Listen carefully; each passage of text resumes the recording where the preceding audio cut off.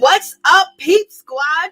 Peep Squad is in the building, baby. Please like, comment, subscribe, share the video. It'll be greatly appreciated from the bottom of my heart. My peeps, my peoples, what's going on, everybody? How you doing?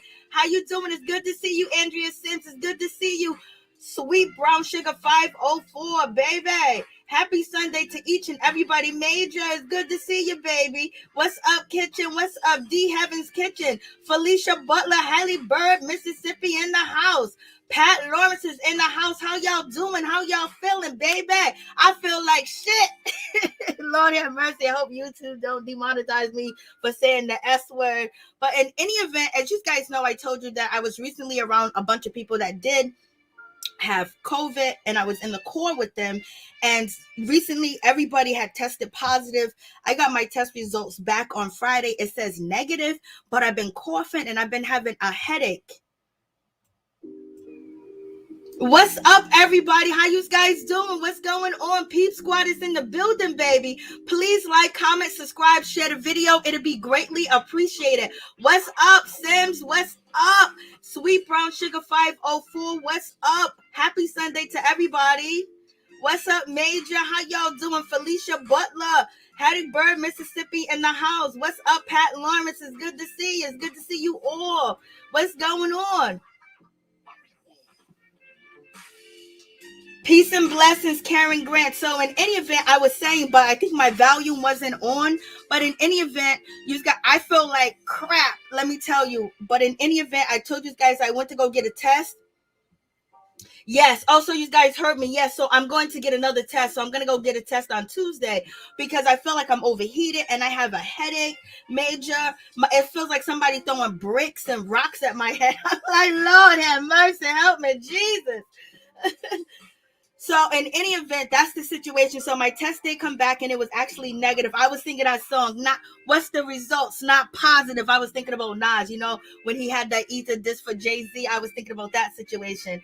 But in any event, like they all tested positive and they all did get vaxxed. So, you know what I mean? So it's just that situation. I've been drinking my soursop. I've been taking my vitamin C, vitamin D, my zinc, fish oil pills, and also echinacea pills, and some other different things I've been taking. I've been drinking my Mullins, Mullein. I've been taking that as well, but my head has been hurting like crazy, and it's just like I just feel like I'm not thinking straight. I feel like my brain is all puzzled. Like somebody done gave me something. You know what I mean? But what's up, Kimberly? All right, I hope you are still negative. Me too. What's up, LSW? What's going on? How y'all doing? Elderberry is good too. Every 3 hours. Okay, I'll cop some elderberry. I usually have that, but I usually have the herbs. But I'm going to get that too as well. So, yep, that's the update with me. And I feel like crap, baby. Right now, I feel like somebody got me in the infirmary. I feel like I'm being cremated and shit. Like, I'm so hot. I'm so hot, baby. I'm hot like fire. I just want to get up and shake it like it's hot. I want to shake it like, Lord, I got problems. Don't mind me. You already know. But in any event, let's get into the situation. I appreciate each and every one of you guys coming through. Did you call your primary care doctor? Yes. I'm supposed to go see them on Wednesday, but then I'm going to take another test because they don't do testing there. So I'm going to take another test on Tuesday because I did take the test within the 5 days, but maybe it was kind of too early. So in any event, I got to go back. And, I've been coughing like crazy. Like I've been up at night just coughing a longer. I'll be like, yo, like this shit ain't real. Like what's going on? Like I ain't feeling this. But in any event, It is what it is. I'm just like that. I just don't want to get nobody in my house sick. You know what I'm saying? I don't want to get the baby sick. I don't want to get my family sick. You know what I'm saying? Just because I trusted people that gave me information. I asked them, I quizzed them, I asked dates and times, where they've been around, when the last time they got, tested. Everybody was like, oh, blah, blah, blah. Everything's all good. Now, once I go out with them and then boom, as soon as I get home, the next 2 days I find out this bullshit. But in any event, once I went out, when I came back into the house, I had stripped all my clothes off and I sprayed myself with Lysol. I sprayed my whole house with Lysol and I started wiping stuff down. And this is about like 2:30 a.m. in the morning. I did this.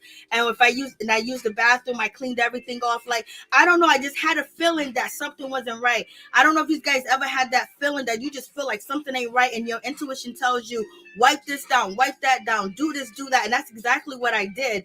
As soon as and I've been staying away from everybody in my house. But you know what I mean? My house ain't big. I don't got a Will Smith house. I don't got a Jada Pinkett house. So it's not, if I had Will Smith and Jada Pinkett house, you already know what's going on with Will Smith and Jada Pinkett. Like, damn, like they got like, I don't even know what's going on with them. I guess they happy with their situation, but Will feels like, Will is unhappy. Jada's unhappy. The kids are unhappy. I was just like, damn, what's going on? And we look at Will Smith like, damn, you got the best life in the world. But Hunter, he don't. And he got all the money in the world. Yes, I have so many. Okay, yes, that's true. Wear my mask around the house. That's true. And I've been wearing my mask. Hey, what's up, Virgo 827? Okay, so let's get into the situation. So let's start off with this real quick. Let's start off with let's start off with Tahiri. So you guys already know about Joe Budden. We talked about it, about Joe coming out. Let me put this on the screen so they will know. Okay. I don't see if I can.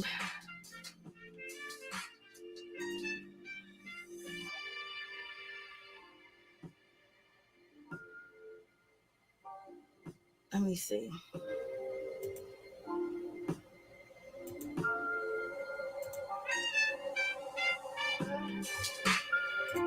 Put the entertainment purposes up.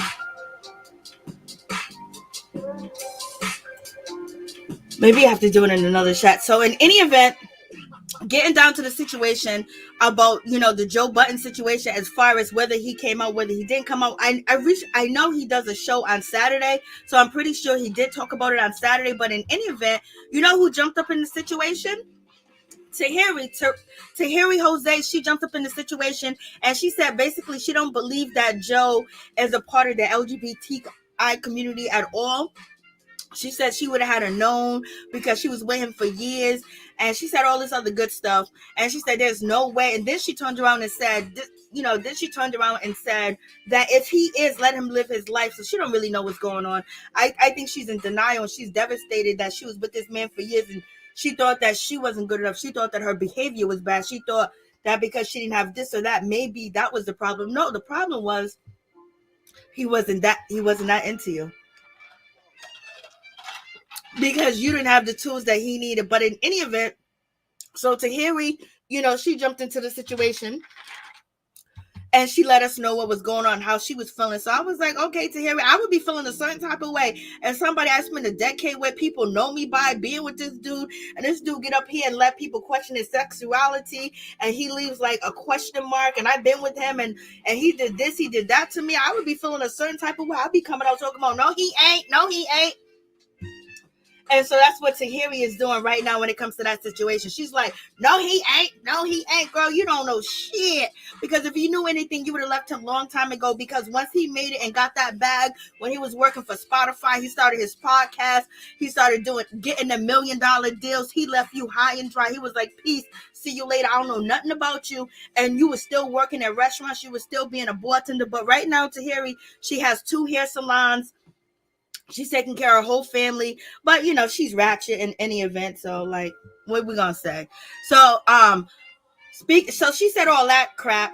She tweeted it the way that she tweeted it. The language was really bad, and when I tried to upload it, YouTube was like, "Nah, you can't upload her language." Even I scratched it out, and it was like, "Nah." So I can't put up the actual tweets that Tahiri said, because she said he may be this, he may be that, but I know for sure he ain't a part of the LGBTQIA community. That girl, you got it backwards. But in any event, she also threw in shade, and she also threw in a shot at Vado. I don't know if I'm saying his name right. I don't know Vado.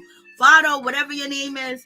She came at him too when she was talking about Joe. So if you guys know, if you was watching Marriage Boot Camp, Tahiri was throwing some apples, and she looked like she was a pitcher.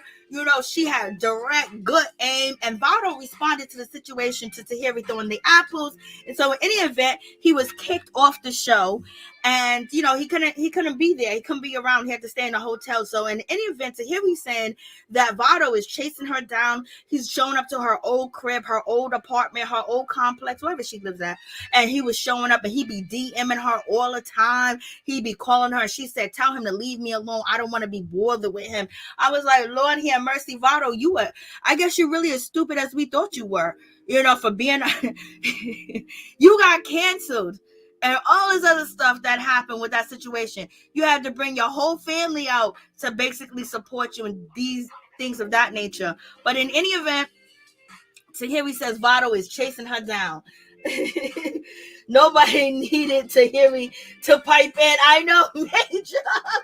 Oh, got to put that banner up for real. Yo, listen. Yo, it's like, when I go live, to be honest, and 100% completely honest, when I go live and it takes them like maybe 2 days to actually monetize the video, it's just like, man, that's why I don't go live that much, because I don't care. I could be talking about anything. It just takes, forever for it to be, monetized, because, this is a different arena. This is a different ball game. So you don't know who's clicking on your videos, don't like what you say, and basically report you. And then boom, you're in a system of every time that they go live or every time they upload something, let's just make sure we check it and we don't monetize it. So it's like you get 4,000, 8,000, 20,000 views, but yet your video is not monetized. And so therefore you lose out. You know what I mean? So that's the situation. And then on top of that, I'm feeling sick too as well.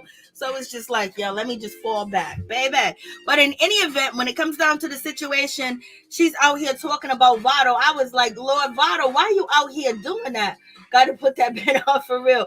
Pat Lawrence, they should go on and separate. Lord have mercy. I had those symptoms, and some get the rapid test. I had got the PCR test. PCR, I don't know, the PCR, the deep test, whatever the case may be. I had all them Okay, I got you, Virgo. Make sure you wear your mask in the house. Okay, I got that. I just want to make sure I catch up. What's up, Monica Hill, girl? What's going on with you? What's going on? What's popping with you, Monica Hill? Okay, so who else? Felicia Butler, where you at? Oh, she's over there saying, what's up? What's up? So in any event, so, that's the situation. So I was like, okay, Tahiri, good for you. Tahiri just wanted to chime in and support her business. So in any event, let's talk about, have you guys heard about the Travis Scott situation? I did 2 videos on the Travis Scott situation, and it's just really sad, but we're going to check out what Travis Scott had to say recently, because he broke his silence yesterday. Let's check it out. Let me see. Prayers to the ones that was lost last night. We're actually working right now to identify the families so we can help assist them through this tough time. My fans really mean the world to me, and I always just really want to leave them with a positive experience. And anytime I can make out, anything that's going on, I stop the show and help them get the help they need, I could just never imagine the severity of the situation. We've been working closely with everyone to just try to get to the bottom of this. The City of Houston, HPD, Fire Department, everyone to, help us figure this out. So if you have any information, please just contact your local authorities. Everybody continue to just keep your prayers. I'm honestly just devastated, and I could never imagine anything like this just happening. I'm gonna do everything I can to keep you guys updated and just keep you guys informed on what's going on. Love you all.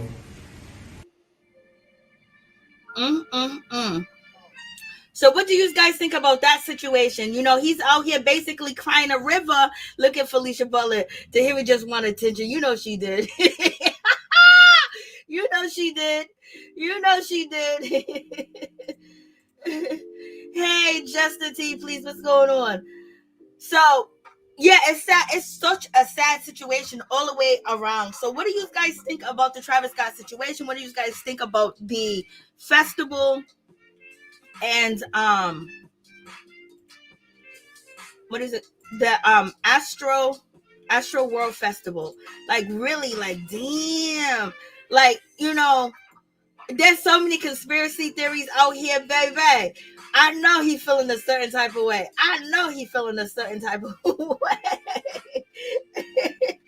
I know he is. Like, this shit is crazy. Like, could you imagine you hosting a concert, you hosting a festival for 2 days? You know, they said 50,000, but when I first reported the story was like about maybe 28 hours ago, and Ticketmaster was saying that they sold 100,000 tickets. How are they going to fit them people in there? And then it went crazy. It went wild. Like, Lord have mercy. And then also there are reports that the people that showed up to the concert didn't pay, and they was actually rushing excuse me, they was actually rushing into the concert venue of where he was having a festival in Houston and basically pushing people forward. So it could have been 3,000, could have been 4,000 people. It could have just been a whole bunch of people rushing forward. And then people was getting stampeded on. They was getting trampled on. And at the same time, the pressure of people rushing to the front to get to the stage, and people were knocking over vending machines. They was knocking over the metal detectors. They was just knocking over everything. They was going to the front like they wanted to see the show. Like, and then you got people that showed, them are the people that showed up, didn't want to pay and wanted to cause ruckus. You got that situation. And then on top of that, you got people that was actually in the audience, you know, that actually brought a tool with them, and they was injecting people with a substance, you know, where you have to use the Narcan to survive people. And the police chief basically, you know, came out yesterday and said, yes, that situation actually did happen, where a person said that they were hit by the neck, and then one of the EMTs that was on scene, or it was the security guard, they actually, you know, seen the person's neck, and they seen a pit, they seen a puncture, and they knew what it was, and they end up using the Narcan to actually to revive that person. And people was having panic attacks. People were having all types of attacks going on. Could you imagine? And these were kids. These wasn't there was some adults there, but there was nobody there. I don't think there may have been a handful of people there my age. You know what I mean? Maybe a handful of people there my age. But in any event, like, Lord, Travis is going to have that same look when he sees those lawsuits against him. Basically, he said he looks like he is distraught. You know, like, let me see if I can find that particular. Is this it? Excuse me. You know, sister over here coughing up a lung. And then the reunion comes on tonight. I don't know. Let's see. Is this it? Okay, so all right, so look at him, like, he's devastated. Like, he can't even look in the camera. He can't look in the eyes of the camera. You can tell that he's just, like, distraught. Like, he can't believe this happened. Like, you know, and everybody's been making videos. Everybody's been making all types of statements about the situation. You already had people that was in the audience that came out and said this happened to them. They seen people falling. You got people talking about they was at the concert. They couldn't move. They couldn't walk. They couldn't breathe. You know, when they was in one area, if they lift their hand up, they couldn't even put their hand down. You know what I mean? So I want to hear what you guys have to say, because when I go onto Twitter and I go onto, like, the major blogs, people are Travis want you. Okay, I don't know what you're talking about, Miss Stang. So, I don't know. You already know. Pat Lawrence. Drink some hot tea with lemon and honey. I will, sweetheart. I will. I have all that stuff, so I'm gonna do it. But I've been drinking the sour. I've been making tea with soursop leaves, so I'm gonna do that too as well. Yeah, I sound terrible. I feel terrible. I feel like I'm on fire right now. I feel like I'm dancing on top of hot coal, baby. And in the event, but it's just ain't in me to lay down. It ain't in me to rest. Like, you know what I mean? I worked all my life, sick and pain, cramps, everything. I came in there to get what I need to do, got to do what I need to do, and that always kept me strong. So it is what it is. So in any event, when it comes down to the situation, you got people coming there, that want destruction. I'm like, Lord have mercy. They came there basically to destroy and do that. Like, I remember when I was going out back when I was like 18 or 19 years old. I remember, I don't know if you guys remember, but there was this rumor going around that somebody, like when you're waiting outside the club, there's somebody's that gonna prick you with something, and then you was gonna text positive for immune deficiency disease, like you had a house in Virginia type of situation. Now I'm speaking in code, so I hope you get me, because you already know I told you my channel's being watched like crazy, so in any event, I heard about that. I remember that when I was young, going out, and everybody was all nervous. Like me and my girlfriends, we was holding on to each other and holding each other's shoulders and looking around and making sure we wouldn't get pricked. But in any event, later years, I found out that was just a hoax. That was just something that was made up. On the TV show I watched, what is it? Beyond Belief or whatever that show is. And so it came out that it was fiction or nonfiction, that show that came out on TV or whatever. So in any event, I found out that was fiction, like that wasn't true, like that wasn't happening, but in any event, there was actually somebody that was in the crowd of a 50,000 to 100,000 people, because you also got to remember there were people that wasn't counted at all that rushed to security, and boom, bada bing. And so now you got people injecting people with stuff, and they're fainting and falling out, and people are so mad at Travis Scott because they're saying that Travis Scott, he was on the stage, he's seen everything happening, he's seen the bodies being lifted up, he's seen people passing out, he's seen people yelling and screaming and saying, hey, stop the concert. And that's very well true. But when I watched all them videos, you can see them all on Twitter, you can see them all on Instagram. I can't put them on my channel right now because you already know what happened. So there might be somebody in the comments, somebody watching the video right now and be like, report. So you know what I mean? So once you're on YouTube, you don't know where your enemies are coming from. It could just be one person that don't like what you say, then boom, start reporting you. You know what I mean? It's like, it's a hard knock life out here on these YouTube streets. So in any event, with that situation, that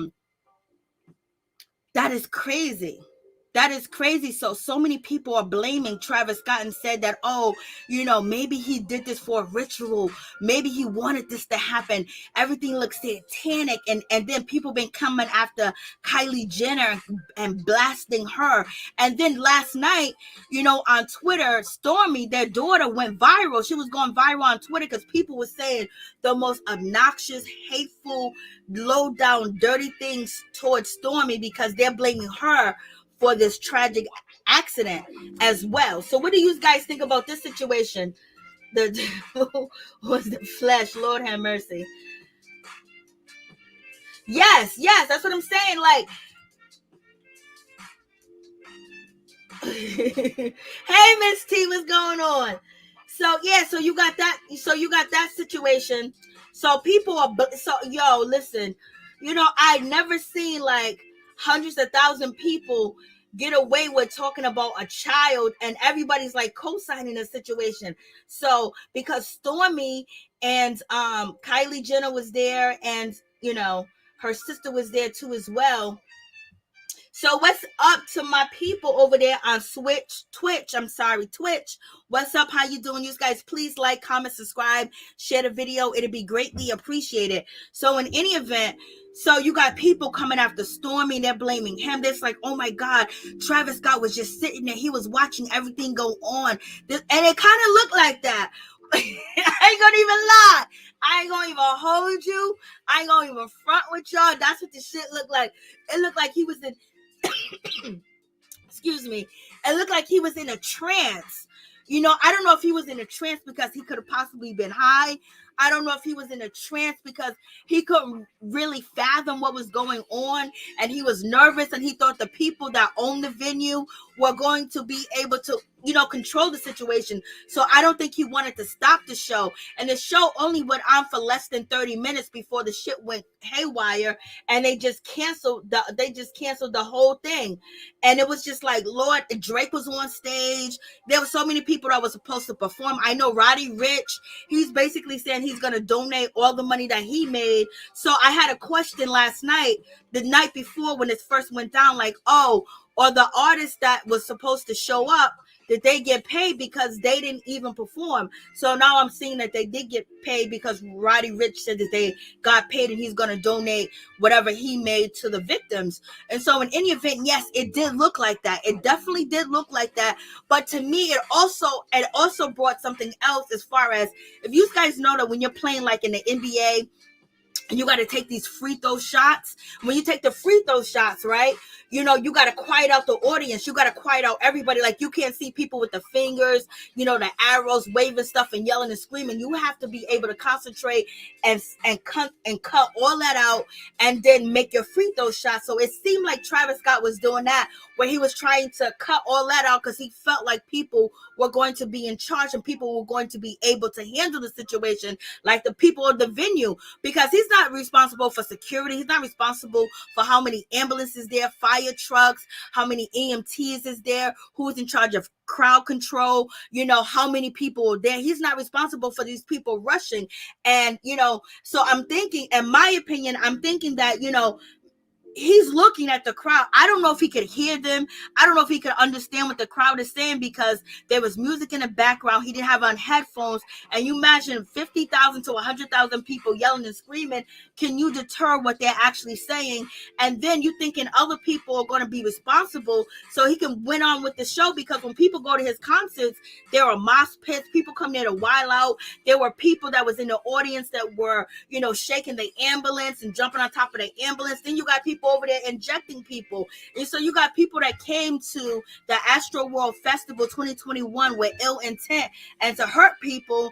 And basically, everyone's saying that Travis Scott is, canceled. People are just dogging him and Stormy and Kylie Jenner out. Like, Lord have mercy.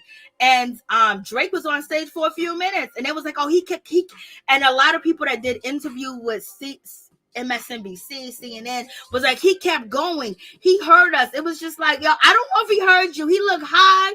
He looked stoned. And he looked like, somebody else was supposed to do this. His job is to show up, get the audience, get the people to buy the tickets because of who he is, and then also have a lineup for people to want to come. And he's been hosting this event since 2018. So he's been hosting it since 2018. Why did this go so wrong? So in any event, somebody's going to pay.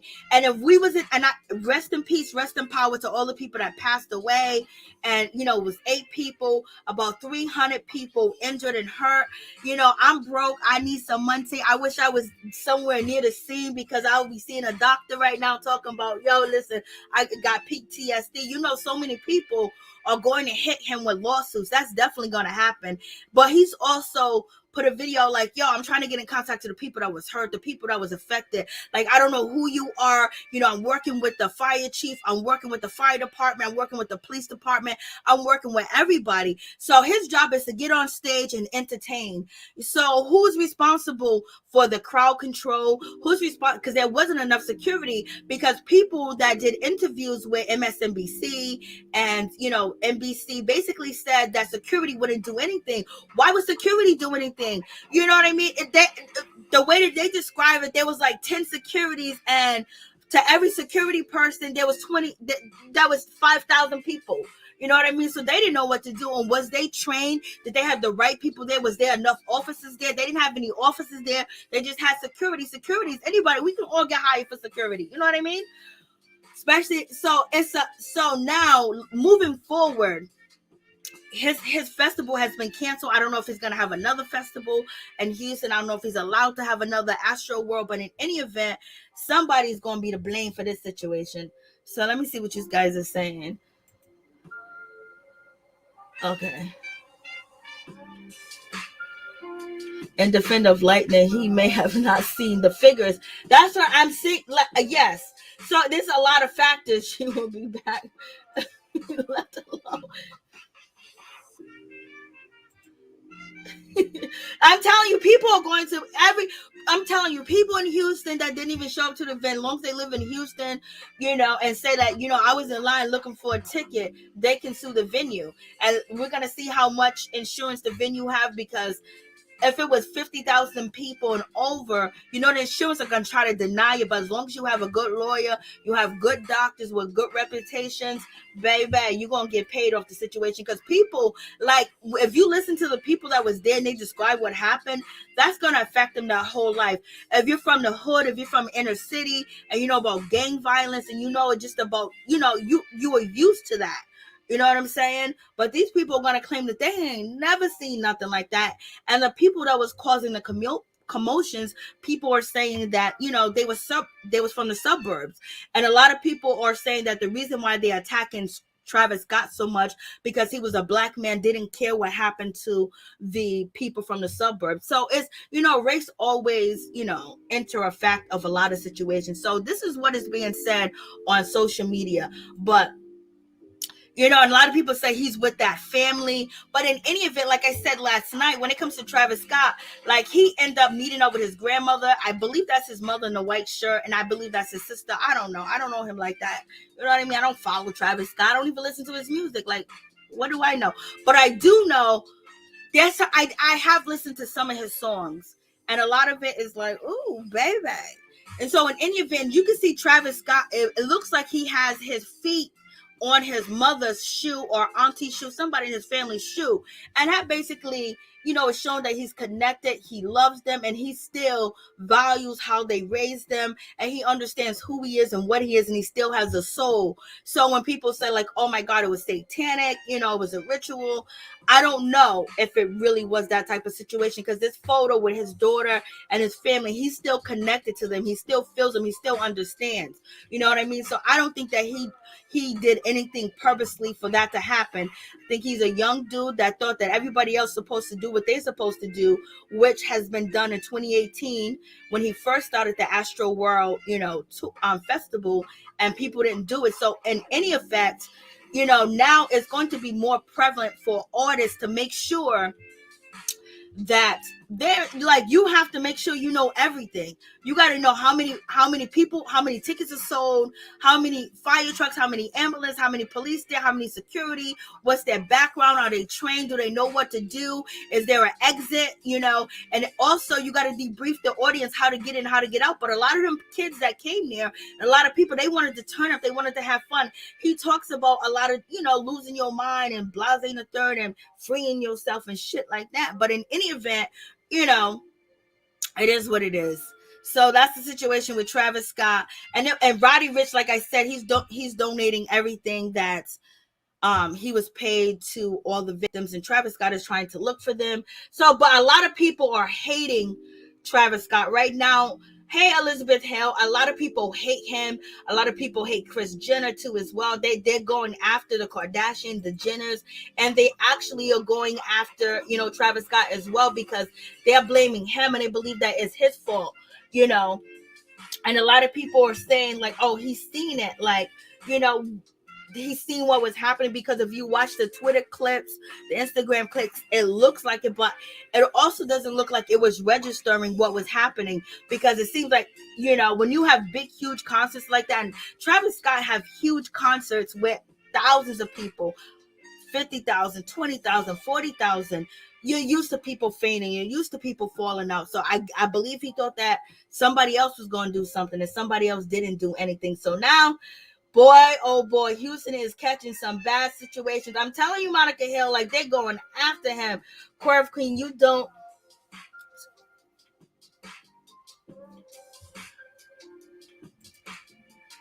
I see what you're saying, but at the same time,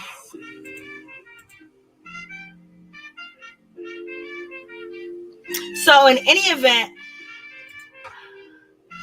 we're going to see what happens with this. He's going to be all right.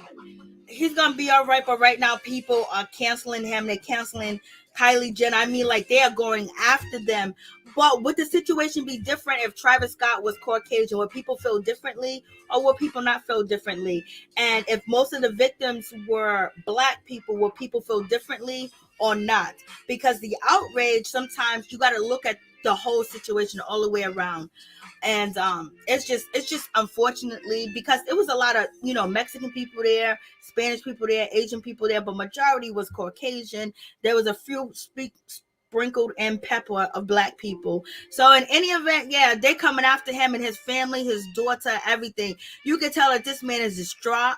You can tell, like, damn, nobody wants this type of attention. Nobody wants like some shit like this to happen and think that is all good. And a lot of people say a bunch of years from now or a few years from now, people will actually forget about it. Not like this. Like, he's never gonna live this down. He's never gonna live this down at all. Point blank, period.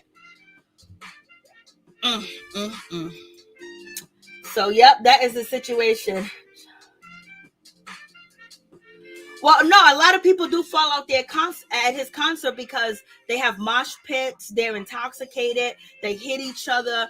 And mosh pits, when they like to throw each other, flip each other over, and do things of that nature. And then on top of that, having so many people in one small capacity too as well, where people having panic attacks, people can't breathe. Then you have people injecting people while they're at the concert and they're passing out, and that makes other people pass out too as well. Just like when some people say, "Oh, I saw her threw up, then I threw up." So it has a trickle down effect on the situation. So it's unfortunately, it's just really, really a sad situation all the way together because, the parents, the kids, everybody was frantic. But I wonder if the situation would be looked different at if Travis Scott wasn't a Black man. And that's what people are trying to say. People are trying to say that people are so mad at him because he didn't care what was happening to kids that was from the suburbs.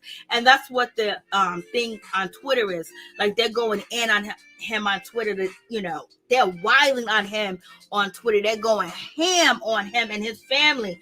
Lord have mercy. Yeah, Travis is known for having raves. Yes, that's what I meant to say, raves. I haven't said raves since the 90s. And people pass out like they want all that rowdy stuff. And people came there with ill intent, not to pay to get in, rushing the front stage, and then which caused a compass where people couldn't breathe, people couldn't move, and people started to panic. If you can't breathe, you're going to panic. Shit, I'm going to panic. I don't even want to be underwater that long. I don't even wash my hair with my head facing down. I wash my hair with my head facing backwards because I need to breathe at all times. So, Lord, just really sad. In any event, let's get down to Miss Kitty. So as you guys know, if you watch Black Ink Crew Chicago, it went down with Miss Kitty, baby.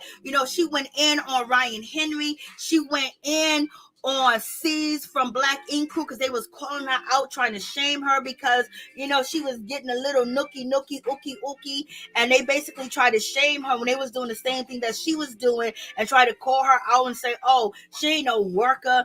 She wasn't, basically just saying that, oh, her skills that you guys seen on TV as being a brand manager wasn't the skills that she was using. And that's what, Mr. Caesar was saying. And Ryan Henry was co-signing the situation by saying nothing and being a gossip queen with the situation. But in any event, Miss Kitty recently came out and she apologized for her emotion, for her behavior. She wished that she was able to keep it together, much better, and she's basically saying she's not a tough guy. She's not a gangster, but she felt like she was being gaslighted because the producers and the production people were telling her that she needs to respond to Ryan. She needs to respond to Caesar. She needs to respond to Charmaine, and she didn't want to at the time. So, she was just getting so annoyed and she just went gangster on them. And basically she's apologizing for her behavior and the way that she acts. I believe when we did the review on this show, there was somebody in the comments, I don't know if it was you, Miss T, excuse me, I don't know if it was Pat Lawrence, that basically said that, that I wish she wouldn't act like it even bothered her. I wish she would act like nothing happened. I wish she would act like, what I mean, that nothing took place. Like when they was, trying to dog her out and make her feel bad, that she just ignored Caesar, she just ignored Ryan Henry, and she just ignored, Charmaine. Yeah, Black Ink Crew Chicago is a mess. Like they got a way to come up and find. They're so shitty over there. And right now their job is to shit on Miss Miss Kitty, poor thing. She's getting a low end of the stick. Ryan, if you guys watch my short videos, Ryan recently posted to. I got the video, but I thought they had demonetized that video, but then they end up making it a video that is monetized, and so it's on my shorts. I would have put it in this clip. So Ryan is having the same problems I'm having. Ryan was like, somebody keep going to his Instagram live and reporting him, and Ryan was like, yo, I'm sorry to whoever I offended. I'm sorry to whoever I disrespected. You know what I mean? Hey Ralph, I didn't even see you. And so Ryan was like, yo, somebody keep reporting him. I know who's reporting him. In my opinion, I think it's Anthony. Anthony is reporting Ryan because he reported him before. So, Ryan can't go live on Instagram because somebody keep reporting his videos and he's been blocked. So if you guys check out my short playlist, YouTube Better short videos, and it's so much better if you guys have a cell phone and you watch the short videos. So if you watch the short videos from a cell phone, it's like a full video. You don't see any side. But if you watch it from a computer or you watch it from your laptop, it's like that little square. But if you want to see like a full screen, you got to use your cell phone when you watch YouTube short videos.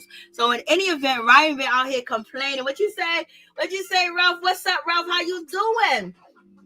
Miss Kitty didn't have to apologize. They were talking about her.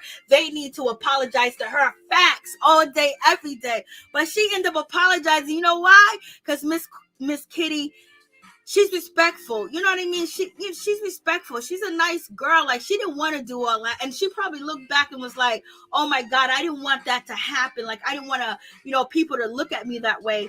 But she said she had a rocky start when she first started because, she got at Duchess and things of that nature. But she's been able to make sure that she wasn't, out there wilding and acting all crazy and doing things that was inappropriate as far as on camera with people watching it. Because she says her mother watched the show, her father watched the show, and she never wanted to disrespect her father. And I know that feeling where you want to do all this, but you have so much respect for your parents that you don't do it, or your family members or your brothers or your sisters and things of that nature. So in any event, she's basically, telling the people that, hey, I'm sorry for the way I behaved. But I'm with you, Ralph.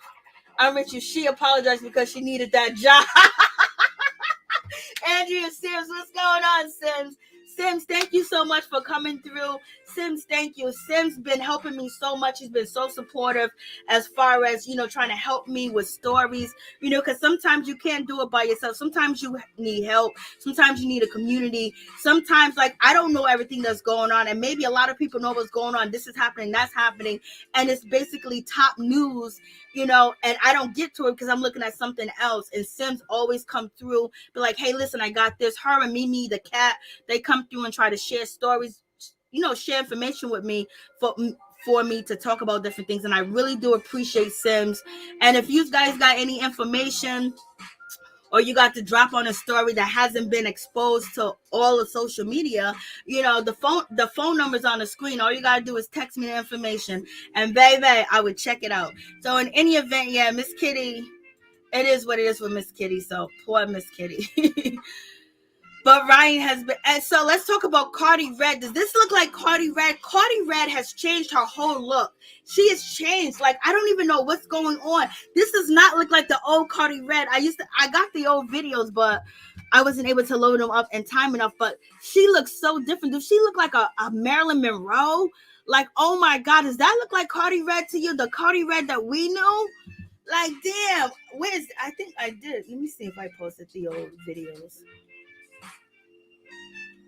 Okay, this is Cardi Red right here. This is an old video of Cardi Red. Not that old, but yo, don't she look different?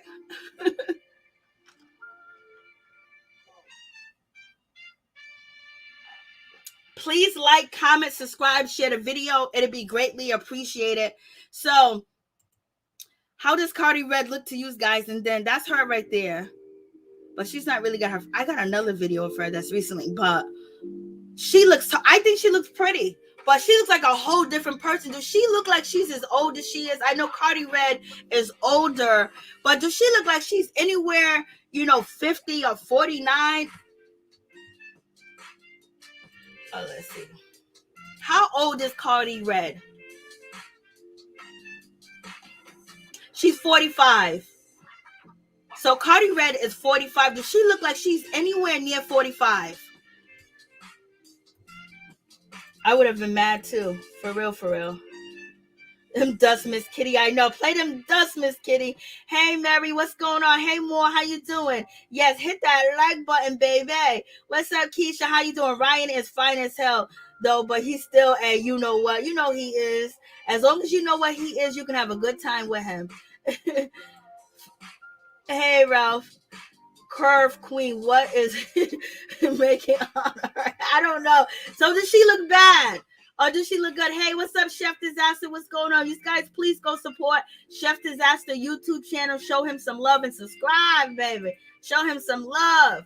Okay, show and like the video too as well. And show me some love and like the video. Unfortunately, this will take a big dive in his career for a while. He has a liar and would be advised for him to lay low. Yeah, you're right. It's gonna be on and popping for him, because let me tell you, even like on the chats, like I'm on different chats in different places where they have private chats and private things of that nature, and it's about other different things, and everybody that's not like, I'm the outsider that's saying like, yo, I don't think it's exactly all his fault, because like if Ticketmaster, they're selling these tickets to this event, everybody has to be aware of what needs to be done, crowd control, how many people need to be there. They need to understand his crowd, the type of people that are coming, that are kids. But in any event, the part where him looking at the audience, that's the part that is the nail in the coffin for him. But you're definitely right about that situation. But what do you got? Yeah, Miss Kitty has class. Yes, she does, baby. Miss Kitty got all the class. So what do you guys think about, Cardi Red? Does she look different to you, or she look the same? Or is it just me? I would have introduced him to my sister. Major. Is Carly okay? I don't know. Like, is this different? Hey, what's up? Black women are out here embarrassing themselves with this self-hate. Lord have mercy. Hopper, who's this woman? So am I wrong? That don't look like Cardi Red, right? She is trying to stay young. Hey, she's trying to, she got to keep paid. That's how she stays with a young man on Love and Hip Hop Atlanta. Hey, Jordan, what's going on? How you doing, Jordan? I wish these women would love themselves like we did in the 80s and the 90s. And you were so right about that. And I was recently talking to, every now and then I do some volunteering. I used to do it a whole lot at a community center and things of that nature. But the pride that we had in being strong and like, yo, if I'm ugly, if I'm fat, if I'm big, if I got short hair, if I ain't got no hair, we still rocked. We still loved each other. We'll fight against anybody that said that we was ugly. You gonna get beat down. But today, these kids don't have the same pride. Even when I go to the grocery store, I can see there'll be black cashiers. And before me would be a Caucasian cashier, and they would be like, "Hey, Miss Caucasian lady, how you doing? Did you find everything well?" And just be so friendly and so nice. And then when I come up, I'm a black woman, black just like them. They will have their head down. And I'd be like, "Huh, here's my card so I can get a discount." And then do that, and this is not at just the grocery store. This is at multiple places where I'm seeing that young black people are not able to find their spot and their footing to fit in. Not all of them, but the ones that I come in contact that are out here working in society, and very young, they don't have that pride. Like they're lost, and it's just so sad. It was like, damn, nobody told them they were beautiful. Nobody told them they were powerful. Nobody told them they were kings and queens. And yeah, they're gonna throw bricks and stone, but baby, you can pick them up and you can build a house with them stones. They can throw wood, and baby, you can keep your friends warm. You can make a house. You can make a fire. You can eat. You can cook off that fire. But they don't have that. So, and Carly Red is old, so we ain't talking about her. She's just trying to stay relevant. I'm just saying in general. So when you said the 80s and 90s, Jordan, that's where that took me to. Okay. Isn't she the oldest? Her and Kurt got to be the oldest cast member. Her and Kurt got to be the oldest cast members. But in any event, let's move on from that situation. I was like, damn. So let's get into it with Candice. Let's talk about Candice. Excuse me. So, as you guys know, the reunion is going to be on tonight, part 1. And Andy is calling out Candice, basically saying that, he's almost saying in so many different words that you deserve what happened to you when it went down with Monique. But it's like, Andy, how come you didn't say that when Monique was on the show? How come you didn't say that at the reunion?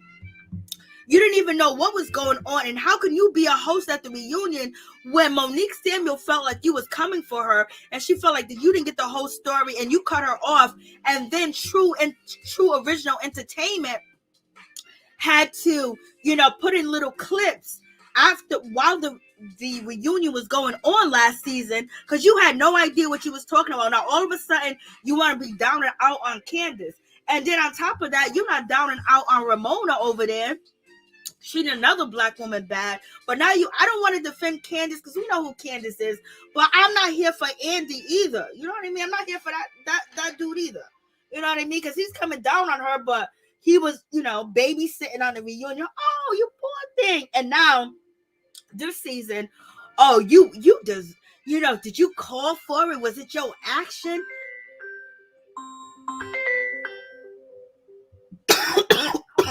Levester. To accept, press 1. Yeah, you got, hold on, what's going on? I hear all types of stuff in the background. What's going on? I'm on live. I'm on live, right? Yeah, I'm turning it up now. What's up? I'm on live. So what's your question? About what you're talking about right now, about what Carly Red, you still talking about Carly Red, or we moved on? We moved on to Candice.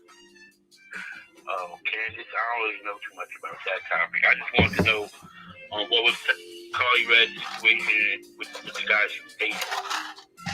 Say that again? I didn't hear you. I want to know what was her situation with that guy she was dating.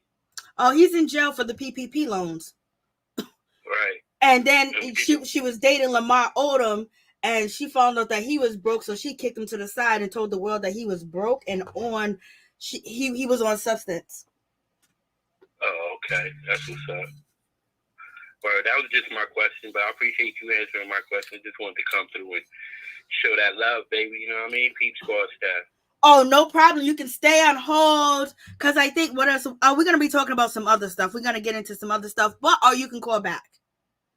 It's up to you. So what do you think about the Travis Scott situation, real quick? Oh, the Travis Scott situation. I think I addressed it before, but I just think it was all like a big accident. You know what I mean? I think it was like people having panic attacks and unfortunate situations happen. I didn't do too much research. I heard a couple people say something about like needles and stuff like that, but I'm not sure, because people put out information and then later on you got to go back and recant your statement if you go with that information. So I think it's really too soon for me to make a definitive observation on that. But I think it's just tragic. It's all tragic. At the end of the day, we need to feel safe about being social and having good times and being entertained without feeling like it's going to end with drama or tragedy. So, facts. I think it's not a good look for, us coming out of the pandemic, and now we're fearing to be in public spaces in the masses. So it's kind of like, really it's going to put us back into like the pandemic feeling of not really going out to do nothing to feel safe. If people was deliberately doing these type of things to, inject people with needles. We don't even know what was in the needles for that matter. But I can tell you, like, it'll start to affect the schools. We got homecomings and stuff, and the high schools and stuff like that, and the colleges where these performances happen on campuses as well. So I think this incident is going to put the rest of the country on alert to, tighten up your security, make sure, we're not going over capacity level and stuff like that, because we got to learn from our mistakes. So on the bigger aspect of it, it's tragic, but we got to do better. Especially with the pandemic still at large. Okay. All right. So hold on. We're going to get to Candice and we got some other things to cover. Thank you for the information. Miss T, you're out here wilding. I see you guys in the comments saying Andy ain't ish. He needs to be off. Lord have mercy. So in any event, let's get back to Candice. So, Candice is basically, she is faced off because Andy asked her a question that he said that somebody, asked him the question. So he's asking her. And, he asked her, so did you know about Mia's mother? Candice says, I did not know about Mia's mother's trauma. And she said, basically, it was called jonesing. Like in a Black community, we Jones, we say mama jokes and things of that nature. And and she said she could have really went hard. I was like, Lord have mercy. It's like Candice is her own worst enemy sometimes. You know what I mean?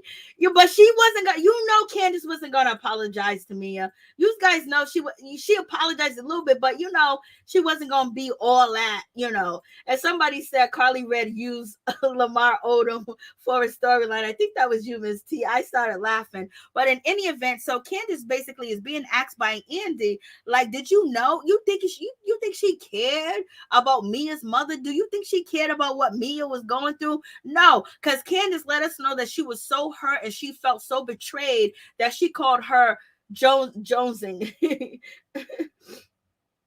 She called her, her mother being low budget, because Candice really felt bad that, Mia came out and said her video was low budget, because Candice, as we seen on the last episode, Candice met up with the record label. She met up with her lawyer and the people that are going to be, that she signed with.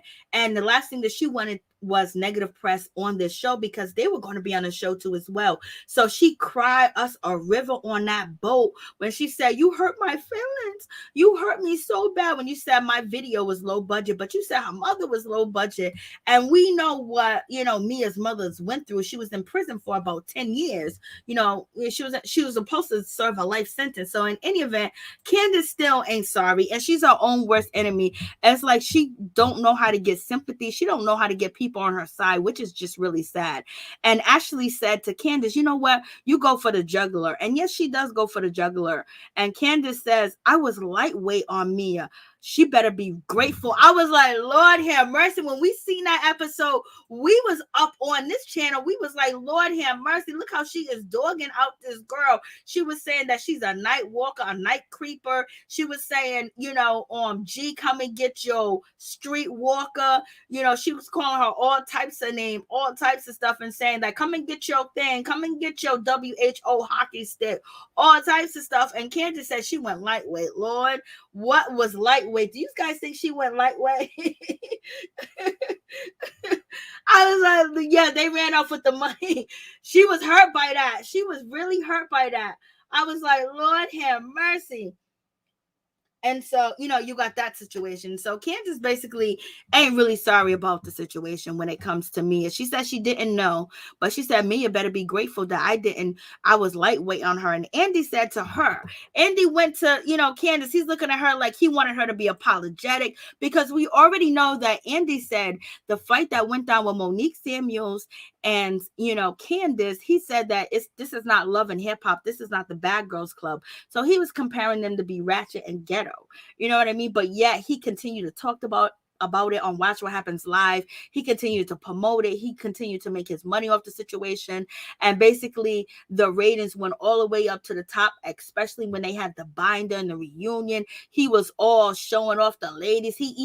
Andy didn't do it this year, but last reunion, he even posted from his own personal Instagram account the ladies and who was sitting where, because he know everybody was going to be tuning in because of the altercation that happened with Monique Samuels and Candice. So he ate off that situation, but at the same time, now he's going to try to tell Candice that she's wrong. Of course, Candice is wrong, but but he banked off that situation, and now he's trying to degrade her, when last reunion, he was all on her side, and he was like Monique was the enemy. And that's one of the reasons why Monique Samuel left, because she wasn't able to get the things out that she needed to say at the reunion, and Andy wasn't supportive at all. And Andy he picked the side, and that was Candice. Now, all of a sudden, he's not picking Candice's side. Is it because he's seen Candice this season and how she went off on Mia that he's just like, oh my God, like we made a horrible horrible mistake.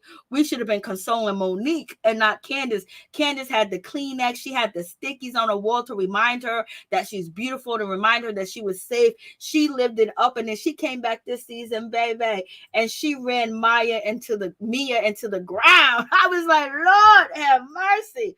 What is going on? So Andy's two-faced as he wants to be. He's very two-faced when it comes to the situation. I was just,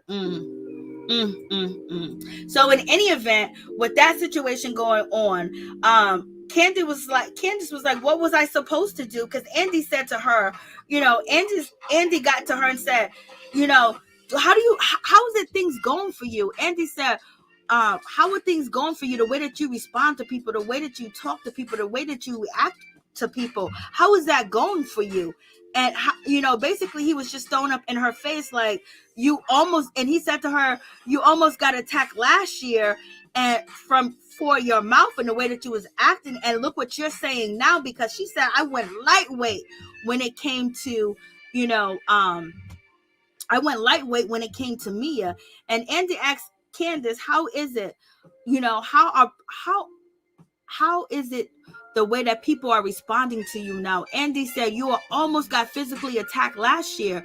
Candice said, no, that's not my fault. So basically Andy is saying in so many different words, like, how's it working for you, the way that you respond to people, the way that you come at people? You almost got attacked last year. And Candice was like, I did get attacked last year. What are you trying to say, Andy? That I was physically attacked and it was my fault? And Andy said you are the common denominator in all these situations. So Andy is saying to Candice that you are the common denominator and you almost got attacked last year. She did get attacked last year. What are you talking about, Andy? And so now it's like he's changed how he feels towards Candice. I don't think Candice will lose her peach. If he wanted her to bow down, he might demote her, but I don't think she's going to lose her peach, because in any event, he benefits off of the way that she acts and how she talks and things of that nature. And Candice says, everyone says nasty things. Everyone talks about everybody else and they say gutter things, but yet because I'm good at what I do, so I'm the bad person. And Karen jumped in and Karen was like, what? Oh, no, Karen jumped in, was like, basically, that is not the situation. Karen jumped in and said, me and Giselle are the readers of this situation. So I was like, Giselle and Robin, Candice, they never truly supported her. Yes. And it's just like, yo. And that's the whole thing Monique Samuel was trying to tell Candice, that they don't support, that Giselle doesn't like her, Robin doesn't like her, they don't support her at all, point blank, period. And it would have been so nice if Candice could have got over that, Monique was actually friends with Ashley and she didn't want to beef with Ashley. And then we seen, Candice say this season to her husband, Chris, that Ashley's not really that bad person. And we seen in the season finale, Candice said that she's worried about Ashley because her husband is morally wrong.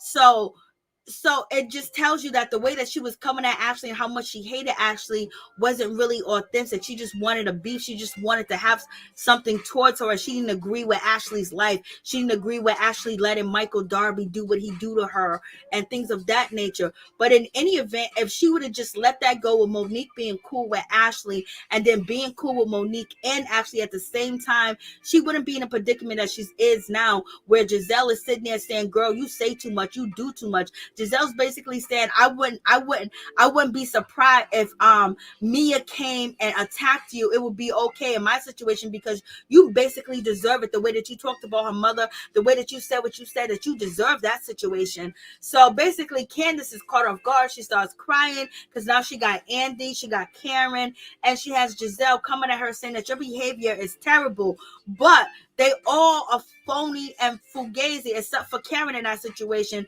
because Giselle and Robin, they was putting Candice on this high pedestal, like, you poor baby, I can't believe this happened to you, we feel so sorry for you, we're not going to film with Monique. And Candice ate that up, that, oh God, I'm getting Monique Samuels off the show.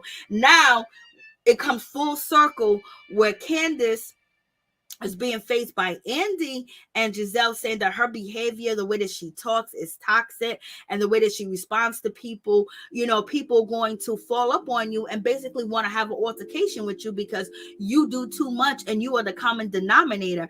And Candice is just sitting there like, oh my God, I got no friends. It's like Monique has been trying to tell you that over and over. Even when Candice jumped on Instagram and she was saying everything that went down, Monique kept telling her over and over, Giselle and Robin don't like you at all. But she didn't hear it. So in any event, now she's getting it from the horse's mouth. And it gotta feel some type of way because it's coming from Andy. And she responded to Andy. So you feel like it was my fault that I got attacked? Like, this is crazy. Ashley cannot handle Michael. Remember when he put her out? Yes, he did. He put her out on the street, baby. He put her out, closed the restaurant down. Candice needs to grow up. Facts all day, every day. Candice gonna be in deep space by herself. Lord have mercy. So in any event, like, this was just, I hope she does get kicked off the show. Pat said, I hope she gets kicked off the show. So, that's going to be a part of the reunion where you're going to have Giselle going against her. She's going to be shocked. Why are you shocked? And why did you have Giselle host your trip too as well? You should have picked Wendy to host your trip. Help you host your trip. Like, why would you do that? But in any event, now Candice has said, a couple of weeks ago that she don't have no friends on the Real Housewives of Potomac, and she don't. And Mia's just like, oh my God, like, you came at my mother. Mia's not innocent either as well, but she doesn't go below like Candice does. So, and any event is going to be on and popping tonight, but we're going to talk about Miss Porsha Williams. Let's get into the situation that comes to Porsha Williams. Porsha Williams is out here. Let me know if you guys can hear what Porsha's saying. I'm going to turn the volume up. Tell me if you can hear Porsha and Simon.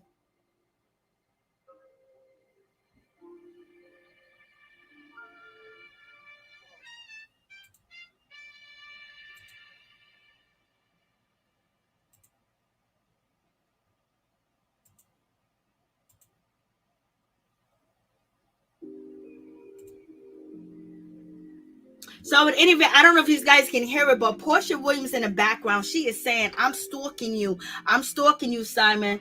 Oh, so you can't hear it. So Porsha is basically in the background and Simon is shooting a video, and she said, I'm watching you, I'm stalking you. And some people are saying, you guys can check this out on my YouTube short.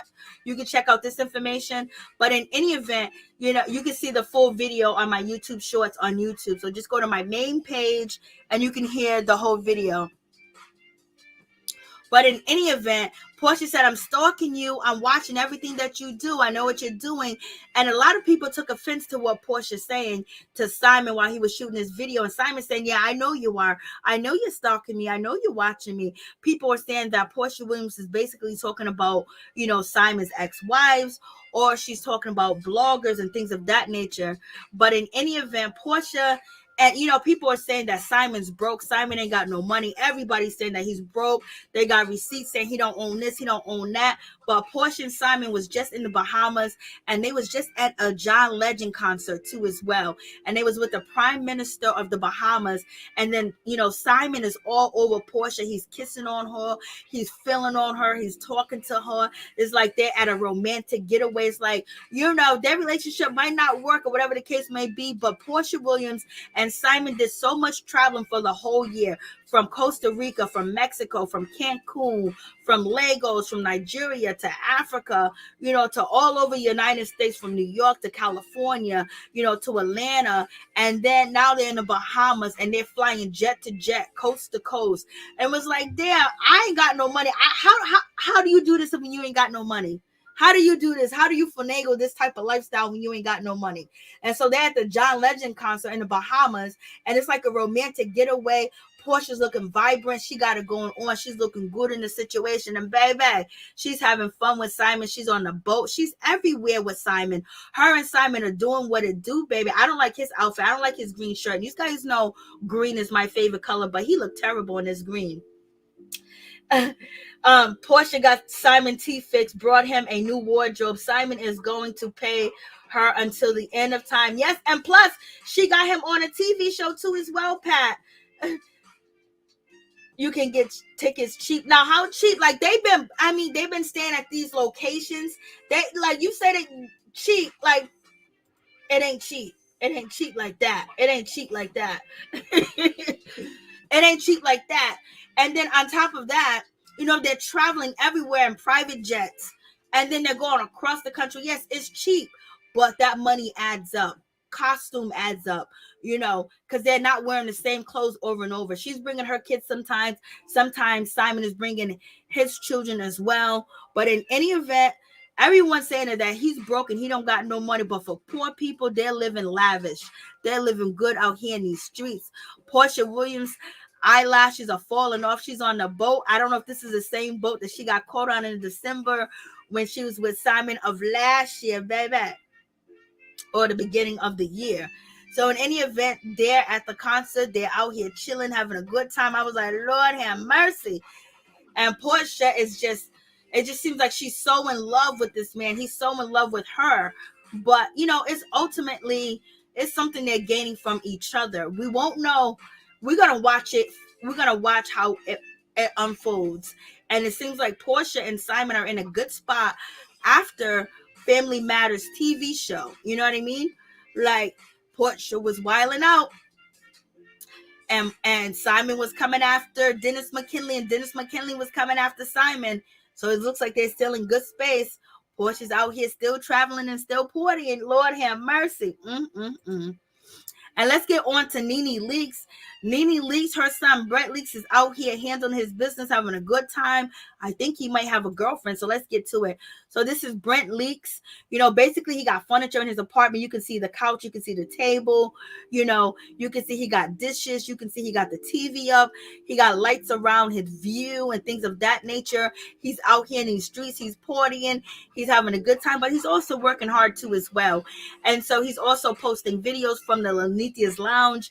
The Lanithia's Lounge, so like it's booked and busy. This girl right here in the blue, she's real pretty. I see her in a lot of Brett Leakes videos. So I'm thinking that he got a crush on her. I think he got a crush on her because this is after him watching her. Then he's out hanging with his friends and things of that nature. And it's like he's having a good time, baby. He's living it up. And then he got a cash machine, a counting cash machine in his house. Look at all the liquor he done got up at his crib. Lord, now he's ready for visitors. He's ready for everything. He's on TikTok. He's dancing with the girl in the blue. The girl in the blue, she might be his friend. But he always have the camera focus on her whenever, he's recording the staff at the Lanithia's Lounge. So he's out here doing his thing. So what do you guys think about Brett Leakes? When it comes to Brent, I think that it's a good situation that he's not depressed. And if he is depressed or he's having the moments where he misses his father, he thinks about his father, Brett Leakes, as, we're not going to see the moments because he's not going to post that moment, just like NeNe's not going to post that moment. And it's wonderful when a parent do pass that their kids don't have to worry about taking care of their mothers, taking care of their brothers and sisters, taking care of the family, that he can actually still continue to live his life and bloom and become the adult that he wants to become, because now he got his first crib, you know what I mean? Like he's growing up, and NeNe's trying to sell her mansion, and she slashed the prices on the mansion. So we shall see what's going to happen in this situation. We got Brett. He's out here in these streets. He's profiling. He's in his car. He's speeding. People recording him. He's listening to the music.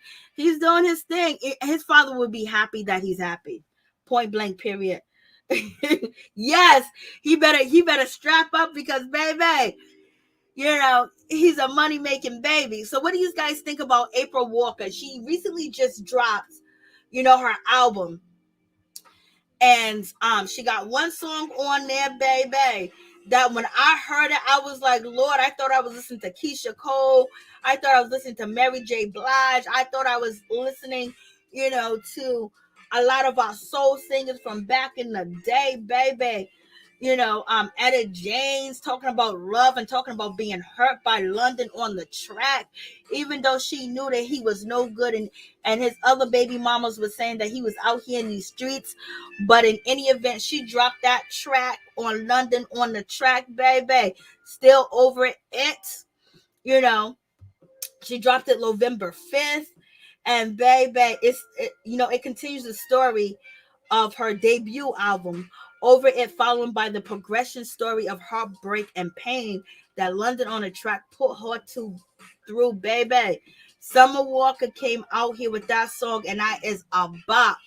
She is dissing London on a Track's mother, talking about you need your tail whoop to tell your son it was okay to treat women like this, to do women like that, to take his children from the other women. The mother is at home taking care of all of London on a Track's children.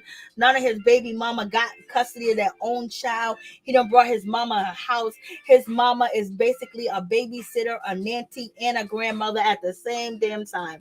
So Summer Walker, I'm proud of Summer Walker. She was doing a lot of things out here on these internet streets that made me like, damn, Summer, I got to fall back from you. You're doing too much. But I knew she had talent. I knew she had skill. She could sing her ass off. She could rap too as well. But she was just doing too much. She was going against London on the Track baby mamas when they was coming out saying he wasn't paying child support. He wasn't helping. He wasn't seeing his children. She was all out here. She was the A-man police for London on the Track until he turned around and did the same shit to her. So with that situation, with London on the Track and Summer Walker, we will only find out in due time if Simon is going to leave Porsha high and dry like he left his former wives. He hasn't married Porsha yet, but only time would tell. And with Summer Walker, time told everything. And she ends up in another relationship with somebody from back in her past. And she seems happy. And her music is popping. I streamed her shit. I was like, go ahead. I was like, oh, baby, I'm young. Ooh, look at Summer Walker. Yo, her shit was fire. It was fire. I give you that, Summer. Your album's fire. London on the Track talking about he don't know what's going on. He just woke up. No, he produced some of the songs on the album. And then he posted a picture of Young Thug with the middle finger. So basically he's mad at Summer Walker. Yes, she's doing better than you. She's blowing up and she don't need you. But you pushed her. Excuse me. He pushed her to where she's at now. Because if he wasn't a low down dirty dog, we wouldn't have this album that she dropped. And that song, when she talks about his mother, you already know when she talks about a man's mother, it's over. Okay, and so that's one situation. Let me get back to the chat. So,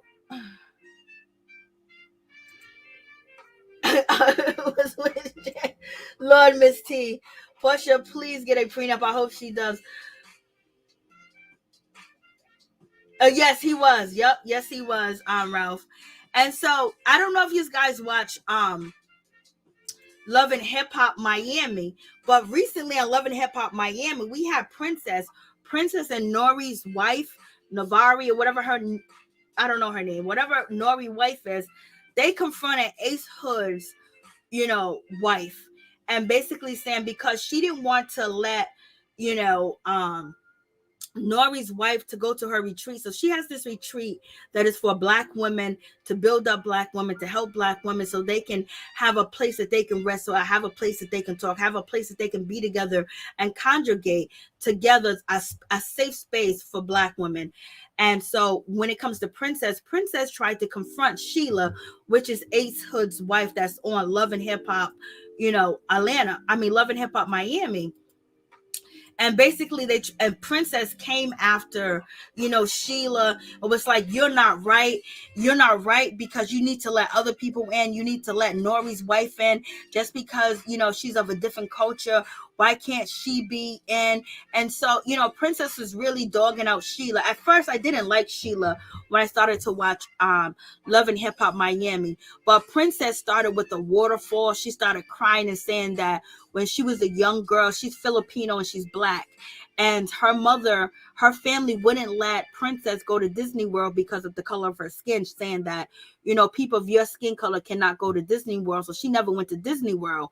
And so when it comes down to that situation, Princess was crying and was like, you got to let, Nori's wife in. She needs to be a part of the retreat. She needs to come. She needs to be there, because she has Black children. She's raising Black children. And,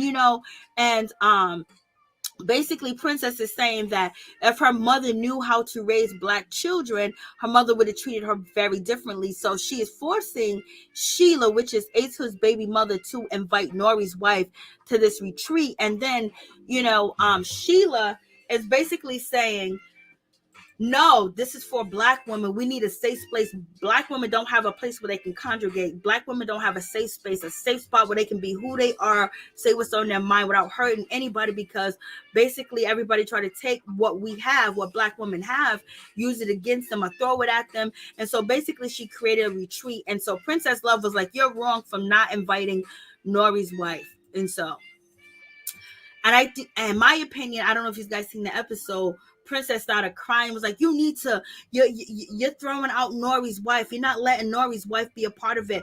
Why? Because of her nationality. That's not fair. It should be for all women. And this is where we get to the point where, you know, we can't have a safe space of our own, and we can't be together as our own, because everybody wants to be a part of us and want to know what we're doing, how we're doing it, when we're doing, what we say, how we look, how we dress, what style we wear, what music we listen to, what men we like, what we don't like, what we, you know.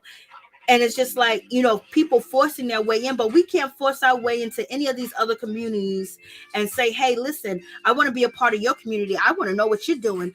Oh, you know what? I'm dating a Latino guy. Can I be a part of your community? Could I know what's going on? So Princess really did, you know, Sheila wrong and try to make Sheila feel bad, try to make it seem like Sheila was racist. And Sheila wasn't. Sheila is mixed. She's biracial. Her mother is Caucasian. Her father's Black. But her mother didn't, you know. And Sheila tried to explain to them the reason why she wasn't going to invite Nori's wife. And Princess tried to make her look so bad and tried to drag her. And I was like, damn, Princess, this is why Ray J don't like you. Because what Princess did was conniving. She used her tears. She used her own story to force somebody to do something that she wants them to do, not understanding what, you know, Sheila was actually trying to say. Because if Princess was really serious about the situation, Princess could have said to Sheila, okay, I understand this retreat that you're having for Black women, but what about now? Let's have a retreat. Let's get together and work together to have a retreat and have maybe a class to teach women that are having biracial kids or having Black kids how to deal with their kids. But no, she wanted to force her to do something. And so now I understand why Ray J don't want her to. Ray J is acting like the way he acts towards her. But in any event, let's get to Omarion. Omarion was recently performing, and when he was performing, you know, backstage, somebody went backstage where Omarion was performing the Millennium Tour and basically took his McQueen boots that were worth $20,000. The person had on a big hoodie and a jacket. They put the boots inside their jacket and they took off with Omarion $2,000 boots. Lord have mercy. And that person just walked out like, hey, hey, like damn, how you gonna steal for Omarion? He's like the wizard. He's like peace. I don't know if the person knew that they were Omarion boots, but he took the boots. And that's the dude that took the boots right there. And then he went to the bathroom and put on the boots that he stole and walked up out of there. And these are the boots that Omarion had. And so they stole his $2,000 boots. Lord have mercy. Why they do Omarion like that? Why they steal Omarion boots? Why they do that? Why they do that to that man? Why they steal his boots? And then let's get into the situation when it comes to, you know, Willie Taylor and Shonda. As you guys know, we watched and we reviewed together the Marriage Boot Camp episode where it was Shonda and Willie. Willie that left Shonda with all the kids and went to go find himself because he lost his father. Willie does not look healthy. Willie's not built like he used to. Willie just looks gone. And Shonda's basically been on Instagram for a while telling people what she's going through. So Willie left her high and dry. We already know Willie wasn't happy. And Shonda was trying to make it work, but he wasn't happy with her at all. And they recently had a baby. So in any event, Shonda's basically like, this man left me with no money. He left me out here high and dry. Willie jumped on Instagram and said, I left her with money. I paid the bills. I don't know, Shonda. You got too many kids to even go work, to even do anything. And so she's totally dependent on Willie. And after Willie lost his father, he just lost himself. Sometimes people, when they lose family members, they don't come back. Like, they get lost. So, you know, when you see somebody that's out happy and somebody being rejoiceful and doing things, you got to say kudos to them. Like, when it comes to Brent leaks and it comes to NeNe leaks, because some people go off the deep end, and Willie recently lost his father. He went off the deep end. So that's the situation. And you guys know Fetty Wap has been released from jail. He was caught out here with so much stuff. He's from New Jersey. He was released on a $500,000 bond. As you guys know, he hasn't even lost his daughter, has departed from this earth. It hasn't even been a year yet. And now he's facing life in prison because they're accusing him of being a racketeer. They're accusing him of having all these millions of dollars and being caught with all these different types of substance that he had. And as you guys know, Fetty Wap was one of the biggest rappers when he first came out. And we've seen it for him, but something happened. I don't know if it's the record label or what.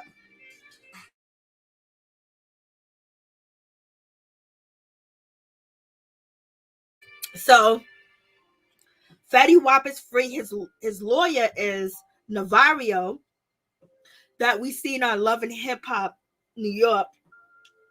So I know Fetty Wap is feeling the heat. He's feeling a whole lot because he might go away forever and ever. He might. So he's released on $500,000. His lawyer Navario, when he first got arrested, he was supposed to be performing at Rolling Out Loud. When he first got arrested, I didn't want to say what he was caught with because, that could be a problem too as well. So in any event, Navario said that he was going to get out. And I was like, Navario, no way he's going to get bail. So Navario got him bail. So Navario's a good lawyer. Even though Navario on Love and Hip Hop New York looked like he didn't know nothing that he was talking about. But in any event, he got Fetty Wap out. Fetty Wap is here on the streets, baby. He better come out with all types of music. He better be working. He better be praying. He better be everywhere. He better be talking to this one, that one. He better talk to God. He better talk to the Buddha. He better talk to his ancestors. He better talk to everybody, baby. Because, what he was caught with and what they're charging him with racketeering. And basically, a whole organization, a criminalized organization, hopefully, he can be in jail for life. And any event, I wanted to talk about my girl, Kenya Moore. As you can see, Kenya Moore looks snatched. She looks beautiful. She got it going on. You see this brown dress she got on? I think the material may be leather, but whatever the material is, it's beautiful. Look at her shoes with the open toe. Look at that jacket. Look at her earrings. Look at her hair. I was like, Lord, she was up in New York, baby. And she was saying she's going to break some hearts in New York. She was out. She looks like she's from Sex and the City 1,000 times better. Look like she's waiting for a cab to pull up, but we already know she got a chauffeur and she got drivers. Look at that pocketbook. Look at that jacket. Look at the studs on the sleeve. Look how the jacket flow. Look at her. Like, girl, she is 50 years old. That means Kenya Moore does everything to take care of herself, to make sure she looks beautiful, to make sure she is on point. Then on top of that, she's a businesswoman. Then on top of that, she got the Kenya Moore, hair care products.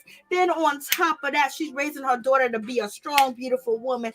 Then she's over there on Real Housewives Ultimate Girls Trip, killing it over there. And then she was on Dancing with the Stars. She killed it over there, even though they hated on her because she looked like us. With the skin tone, we don't look like her because she is just drop dead gorgeous. But she came through slaying in New York 2 days ago. She slayed, baby. She slayed. Point blank, period. So that's really it. We done. Mark, eat your heart out. You know what I mean? Eat your heart out, baby. Kenya got in shape like that because of Dancing with the Stars. Yes, Major. Yes, she bossed up. I mean, she's smart, brains, articulate, class, everything. Like, she killed it. What's up? The Queen Love Bug #1. What's going on, child? How you doing? Kenya is winning, child. What's going on? You guys, please take a moment, take some time, go to the Queen Love Bug #1 YouTube channel and subscribe. If you guys go on my community wall, you will see her page where you can subscribe to her channel, and you can see Chef Disaster 3.02 as well on my community wall. And also you will see Reppentine Fitness on my community wall. Please go subscribe to them and show them some love, because baby, I be looking out for my peoples. We got to do that all day, every day. So basically that's it. And As you can see, I'm coughing up a storm.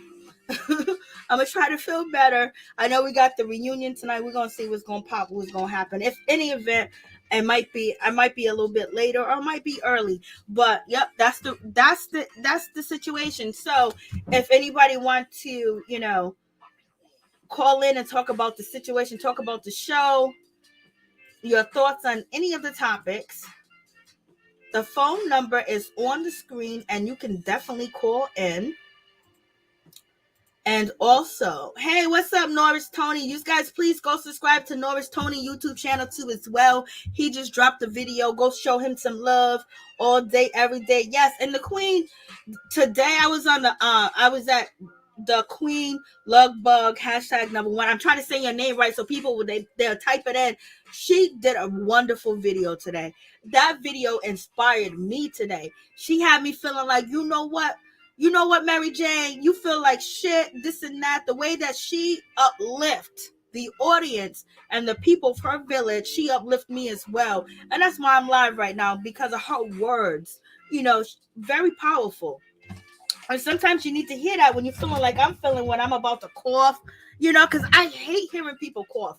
I hate hearing people scream, sneeze. I hate all that shit. So it's like, I feel like it's the worst when I be coughing. Like, Lord, I hate it. Like, I don't want to be around your cough. I don't want to hear your cough. I don't want to hear your sneeze. I don't want to hear none of that. Like, that just I don't know why it gets under my skin. Especially if you don't have a napkin. Especially if you don't have paper towel. Especially if you don't have a handkerchief. Especially if you're not covering your mouth. Oh, my God. I used to ride the bus a long time ago. I used to hate riding the bus. Nobody would even put their face into their shoulder or their sleeve and cough. Like, so I hate coughing and shit like that. It's a pet peeve of mine. So in any event, it's all right. It's that season. We ain't leaving, y'all. Oh, thank you so much, Jordan. I appreciate you, Jordan. I appreciate you coming through on my YouTube short videos. And also, the Queen Love Bug #1. She has YouTube short videos too as well. So go check them out. So if anybody want to call in, he goes, I agree. So if anybody want to call in, anybody want to jump on the stream, let me know. Some cod liver oil. I think I seen somebody say cod liver oil. Maybe it's my brain saying I need some cod liver oil. Because cod liver oil used to work back in the day. Yup, it was Kelly. Kelly said it. Cod liver oil. Yes. Yes, that does work. That does work. I haven't. That's the only thing I don't have at my grip. I got the ginger. I got the tea. I got all the other stuff. I have the soursop. Like I said, I gotta go get tested again because maybe I got tested too early for C19. But in any event, that's the situation. Okay, I'm trying to. Somebody text me.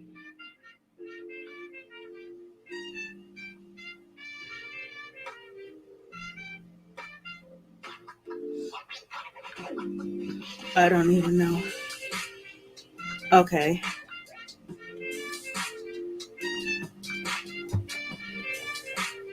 All right, that's pretty much it. So you guys let me know what you think. If you want to call in and give your thoughts on the Travis Scott, and give your thoughts on Cordy Red, Porsha Williams and her new fiance out here stunting and shining. NeNe Leakes' son Greg Leakes out here. Greg Leakes. Brent Leakes out here stunting and shining. Let me know. And then also, if you guys seen the episode when it comes to Princess Love, when it comes to, Sheila from Love and Hip Hop. So I'm gonna do my best to go live tonight on the reunion. I just hate the coughing. Oh, I just hate it. And then but I'm gonna do it. It might be early, it might be later. I just hate coughing. That's all. When I'm live, you know what I mean? It sounds horrendous. But I think I can pause. I think I can mute my microphone so you can't hear it when it comes to StreamYard. But when I'm on OBS, all I got to do is just mute my microphone. You can't hear me cough. Okay. Hey, what's up? Let me hit one. Hey, what's up? What's going on? I'm pretty good. That's good to hear that. So what's going on? What's your thoughts? What's your feeling? How you feeling today? What's your comment? Well, who I'm gonna start with first? I'm gonna start with Tahiri. Tahiri just want attention. She just want everybody to know about Joe. Nobody don't care. We don't care. We do not care. And then you bring it up, oh boy, you knew old boy was crazy when you look in his eye. He got that man look in his eye. You could tell it was nothing right with him. Mm-hmm. And who else? Travis Scott. I hate that tragedy that was sad what went on, but it was vice versa. They won't get all that splash like that. But it's not the rapper fault. It's the company who were renting out the stadium fault. Cause you know it's a limited capacity. You go anywhere. And they didn't have enough people to stop the people that was. There's a lot of people that ran in that knocked over the metal detector. So there's a lot of people that got in that didn't even get on the metal detectors. You know what I mean? Wow. But I hated that whoever lost their family, but it was vice versa. That he won't get all that backlash like this. Okay. And Andy and Amanda. Why you want to wait a year later to say that Candice was the problem? A year later. Facts. And you know Candice is not apologetic to no one. She sure ain't. And then Giselle had the nerve enough to say, about and me hit you. I want to say anything, but last year you and Rob were campaigning. Oh, what's wrong, baby? You want your ballot, baby? You want your pesticide, baby? Oh, you want me to pick you up and burp you? This year you sang the tune, but even though I don't like Candice, and Candice don't see those two women not her friends, she deserves everything what she got.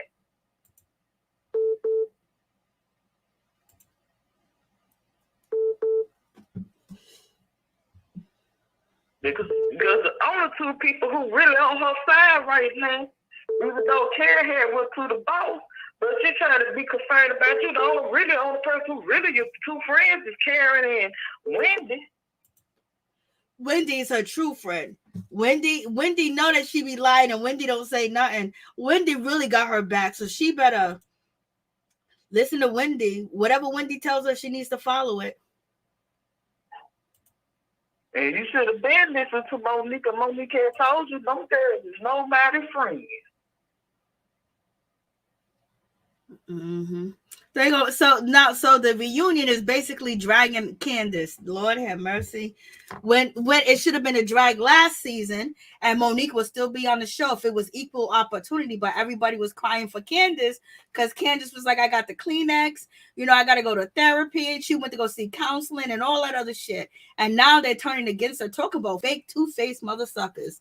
Like, you can't have no friends out here on these Hollywood streets, especially Andy. Andy, you was out here going for her. You was going hard. You didn't even want Monique Samuels, to use her binders. And now you're like, you almost got attacked. Don't you think it's because of your mouth? You provoked it. You the common denominator. Oh, Andy, you shade tag. But you ain't saying nothing about Ramona being racist over there. You know what I mean? Sure, what? He ain't saying nothing what Teresa had like to push him over that chair. Nope, didn't say no, and he didn't say nothing about Michael Darby grabbing his butt. He was okay with it. Because he got his rocks off the button. But it comes to the black people is a problem. Everybody on that case, them face from low down dirty stuff. The only one who ain't really went down to the gutter like that is Robin. She'll do some shady stuff. Even though I don't like rob niggas, she'll do some shady stuff. But she don't go down to the gutter. Facts. And Willie. Willie, honestly, I hate that his father had died, but I know they're grieving through all type of stuff. She just divorced that man a long time ago. That man always cheated on that girl. Mm-hmm. Willie bounced. I think he went to Arizona and he was up in the mountain talking about, I saw her some money. She's okay. I was like, Lord. He don't care about that. He loves her, but he's not in love with her. I think he loves her because of the kids. And now he's walking away. And she gonna take him back like she always do. Anytime my husband has his side piece beat me up on national television, I ain't gonna have nothing for you. That was a divorce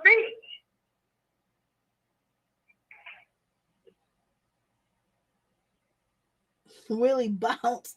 I was like, Lord have mercy. And Shonda was on Instagram for like 3 days straight. You know what I mean? Talking about how lonely she is, how, you know, she got a house full of kids. She got a beautiful house though, but she got a house full of kids. Oh Lord, she got stair-steppers, she got older kids, that woman can't work. And I believe that they live in California, so she got to keep an eye on the kids.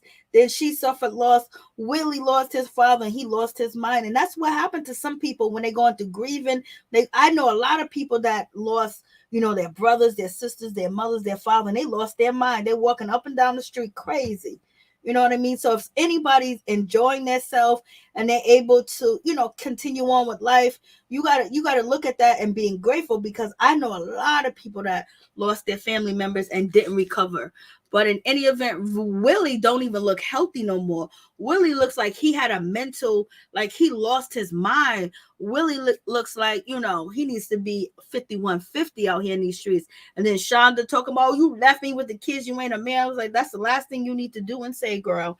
What you need to do is be getting on your knees and praying that man can just be a father with his kids, telling the internet and all that other shit is really, you know, to me, I wouldn't do no shit like that. I'd be like, you know, I'll let people know. I wouldn't even let people know he abandoned me. I let him get his shit together, because, you know, he might come out with some music. He might be somewhere else, but, you know, she feels hurt. She feels abandoned, and she wanted to let the world know. But what are we going to do? What, talk about your husband and dog him out, make him feel even worse, where he got to jump on the internet and say, hey, listen, I saw her some money. You know, I paid up the bills. No, he didn't pay up the bills. He don't got that type of money to pay up them bills like that. You know, they was already struggling when they was on Love and Hip Hop Hollywood.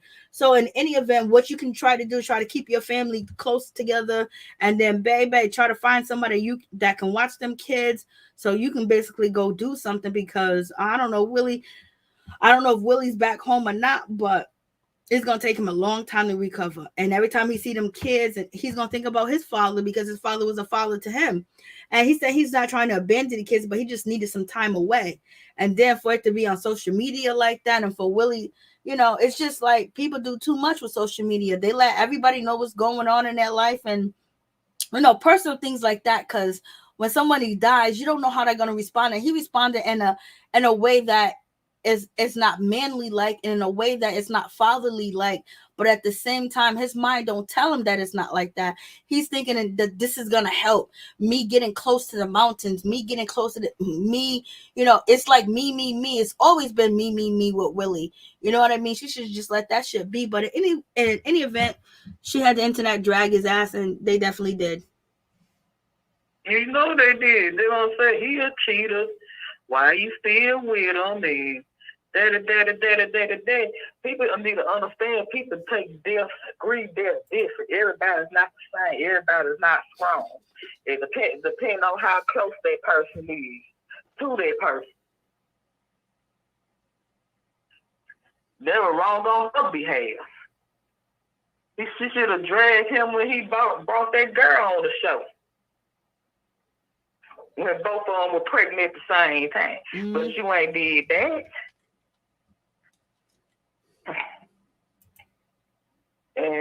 Who else we're talking about? Omarion got his boots stole. That was $200,000. Summer Walker, she came out here and she dissed the hell out of London on the track, and she basically succeeded with this music. This music shit is good. You know, I'm proud of Summer Walker. You know, basically she sound like, you know, Keisha Cole, Mary J. Blige, you know, talking about like this shit is a bop. Like it's a good song. And then we got Princess. I haven't listened to it yet. I've been hearing good things about it. And then you have Princess Love basically coming after Sheila because Sheila didn't want to invite Nori's wife, you know, to the retreat. So that's another thing. Then we got Kenya Moore, Fetty Wap. Princess just needs to sit her butt down somewhere. She get on my nerves about some stuff. Don't even look contain with her. She need to worry about how many times they trying to get a divorce, about the umpteenth time they supposed to get a divorce. It ain't happening. She need to worry about that. That's why Ray J don't like her. She too petty. She too dramified. That's why Sanya don't like her. Yep, she used them tears. The way that she did Sheila, it was like she was trying to manipulate Sheila and started to cry and try to make it look like, oh my gosh, Sheila's the worst person because she wanted to have a Black woman's retreat and she didn't want to invite Nori's wife. She did everything to make this woman look like she was like down, like she's a bad person, like she doesn't like other races, and that's not the case. She just wanted to have a safe space for Black women to, you know, vent. That's it. She say Black woman. That girl is not Black. She's Hispanic. Which yeah. Hold on for a second. Let's merge this call. Call. Hello? To accept, press 1. To send a voicemail. Hey, what's up? What's going on? Who's calling? This is Alicia. Hi, Mary Jane. Hey, Alicia, how you doing? I'm okay. I finally got a chance to make it. I'm glad you did. How you doing? What would you like to talk about? It's me, you, and Alicia, Felicia Butler. Alicia Butler. Felicia Butler and you, Alicia, and me, Mary Jane. We're all online. Hi, Alicia. Okay. Hey. Yeah, I know you were talking to another lady, and I like what you guys are talking about. How are you? I'm doing good, sister. How you doing, baby? What's your thoughts? Well, you know, I kind of, it's a few different ones, but this one about Princess and how, you know, she spoke with, that's Ace's wife. Yeah, Ace Hood. Miami Hip Hop. Yeah, Ace Hood. Yep, you got it, girl. You got it, girl. You know what you're saying. Go ahead. Okay, so here's what I want to say. Nori's wife is Puerto Rican, if I'm not mistaken, right? She's either Puerto Rican or Dominican. I don't know. Okay, well, I do know those races are 2/3 Black naturally, more Black than what Princess is. And then you say Ace's wife is half white and half Black, right? Yep. Okay, well, that's where I got the problem at, because the woman that she won't let come is more Black than both of them are. Okay. Because Puerto Ricans are about 2/3 Black. I remember learning that in school. And so to me, that does seem like kind of unfair. I don't know where the reasoning is coming from. Now, the way Princess broke down and all that kind of stuff, that's another story. I have no comment there. But I really didn't understand that either. I watched that particular show. I didn't watch it that much during the season, but I saw that particular one. Okay. And I wanted to say that. Yep. And then the thing I think when it comes to Sheila, the reason why she didn't invite, like what you said is very true, but a lot of people that of that descent, when it comes to Dominican and Puerto Rican, especially the old ones, the older generation, they don't claim that Black side. So that's why I think that Sheila didn't want to invite Nori's wife, because they usually don't say that I'm Black. You know what I mean? They don't claim that. You know what I mean? Well, okay, I get your point there, but you know, my opinion is that Nori's wife is young. She's not of the older generation, and her husband is Black. She's raising Black children. Her husband is black and put somebody out. Her husband is black and Puerto Rican, so most likely their children are being raised Spanish. Oh, so they're more black than Puerto Rican. Yep. They both are more than them two together, and with their children, the children are more black than Puerto Rican. Yep, but the thing about it is, most people of that nationality don't claim black people, so that's why I think Sheila was like, nah. Okay, but that's my point that I want to make there. I get where you're coming from. But I get what you're saying. What you're saying is absolutely factual, because I remember like maybe 2 years ago, there was a bunch of young Dominicans and a bunch of young Puerto Ricans. And I was at the chimney truck to get some food from the Dominican truck. And I got these flyers. I was going to talk about it on my channel, but I didn't. But the young kids, they was from the age of 17 to I think 20. And they was out passing out flyers talking about that they wanted to bring black people and Spanish people together because we're all one. You know what I mean? Yeah. So I definitely get what you're saying. Yeah.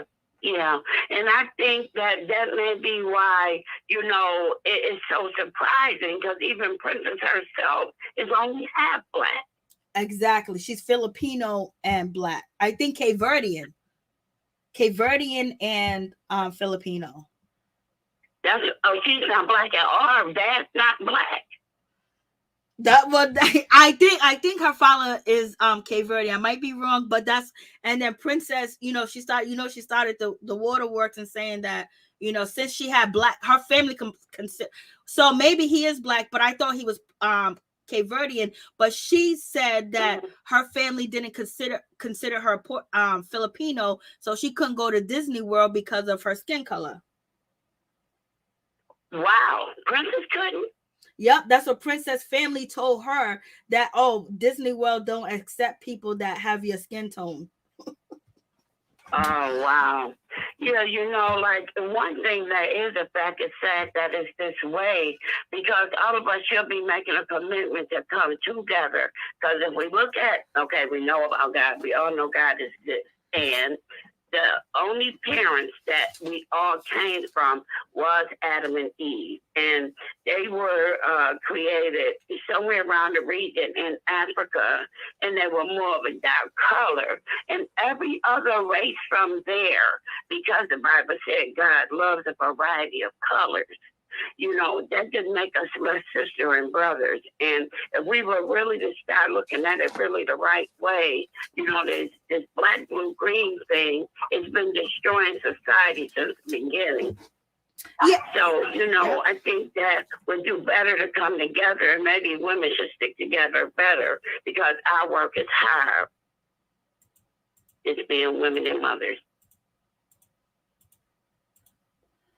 Yeah, it's just this. It's just like the society, black people just, people don't want to be.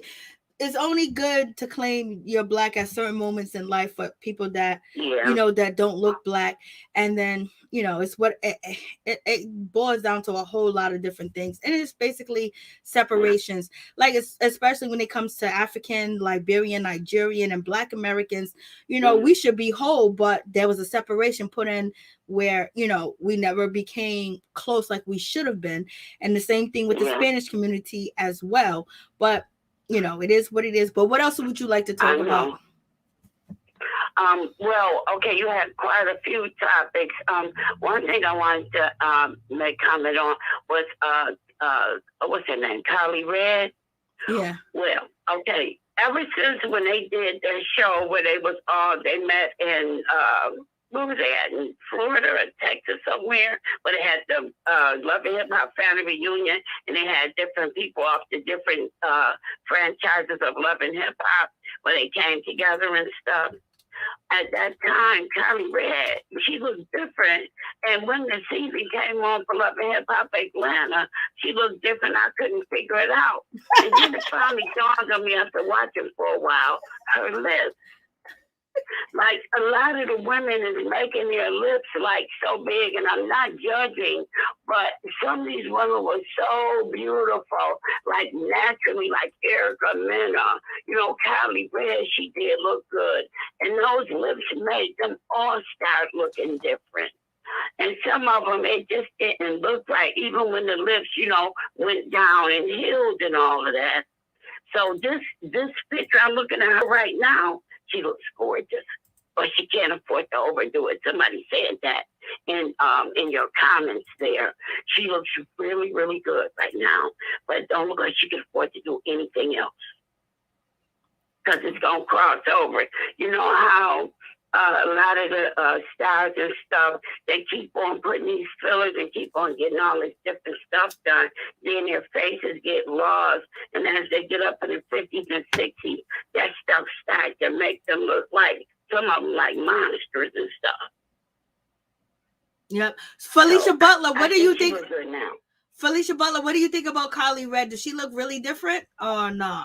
She looks different, but just don't overdo it because if you overdo it, she gonna start looking like little Kim over there, a hot mess. Oh, Lord. Mm-hmm. Like the way a lot of them do after overdoing it. Facts. Somebody said here, Black women don't need lip fillers. I'm kind of inclined to agree with that. That's Ralph. That's Ralph. What you think? What you say, Mary? I said that's Ralph that said that. That's Ralph. Oh, okay. Yeah. I kind of agree with that because we got naturally nice sized lips and stuff. Yep. I think, there's a girl that I really do like on YouTube, and she already had big lips.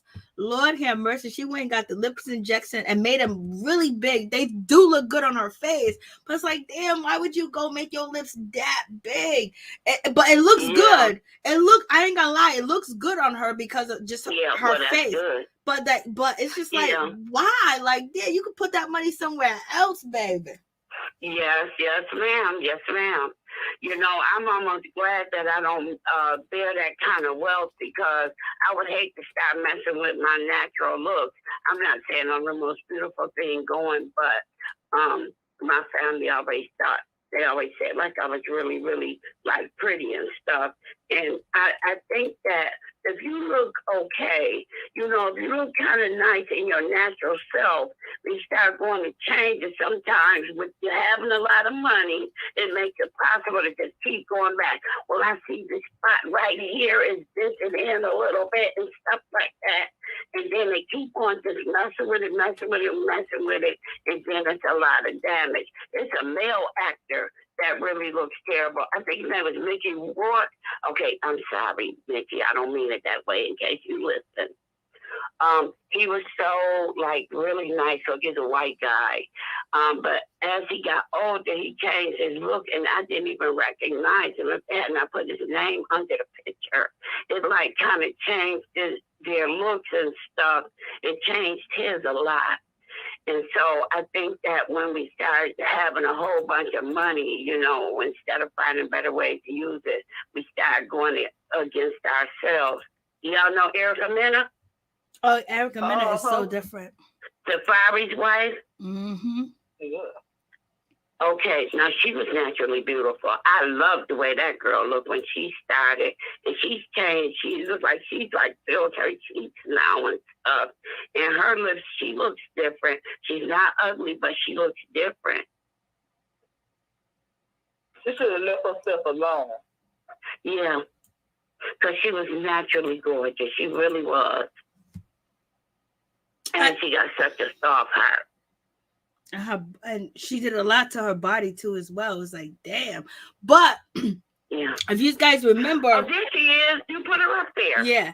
If you remember, I don't know who was it? It was a rapper. I don't know if it was I can't even remember. It was on The Breakfast Club. A rapper said that he wouldn't even date a woman that, I think it was Stevie J or it was Peter Guns that said that they wouldn't even date a woman that didn't have breast implants or booty implants. And then a lot of young rappers was like, they only date women that have booty implants because they're so used to it. So the natural beauty and how we were told that we were beautiful and love ourselves no matter what you look like, these kids don't get that no more. Man. They don't get that no more. You said it. Yeah, I know, and it's really, really sad. I heard. Go ahead, I'm sorry. No, I just said sad. Go ahead, girl. Go ahead, Alicia. you know, like some of the guys in Hollywood when Love and Hip Hop Hollywood first came out, they had their first reunion. You know, one of the men, I think his name was Sincere or something like that. He made the statement that's when I began to like grasp Hollywood on a different level, because a lot of people try to look like them and stuff like that, be skinny, like skinny supposed to be so in. But he made the statement that out there in Hollywood is all smoke and mirrors. And then someone else made a statement the other day that it's really hard to even get make healthy relationships and sincere relationships, because everything is just like so commercialized. Did I say that right? Yep. Yeah, understand what I just said. Yep.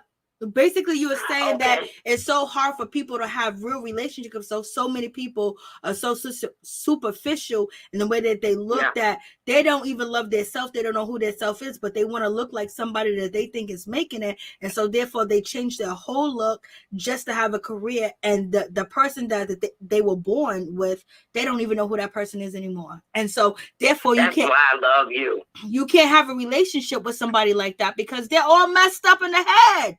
You can't be with somebody like that thinks like that. And that's what our young kids are going through, because they see these images. Like even with Kanye West's interview with the Drink Champs, he said that my wife which is Kim Kardashian, is a standard of beauty, because from black, white, Spanish, Asian, everybody wants to look like Kim Kardashian. Yeah, I didn't understand that right there. I mean, I'm not saying that she's not beautiful and stuff, but it's so many naturally beautiful women, and you know, some that's really, you know, been very, very decent and things like that. And like, you know, the secret person of the heart inside of a woman is what's supposed to be the most beautiful quality for anyone to recognize and want to draw close to. But because, like you said, that word superficial is the word actually.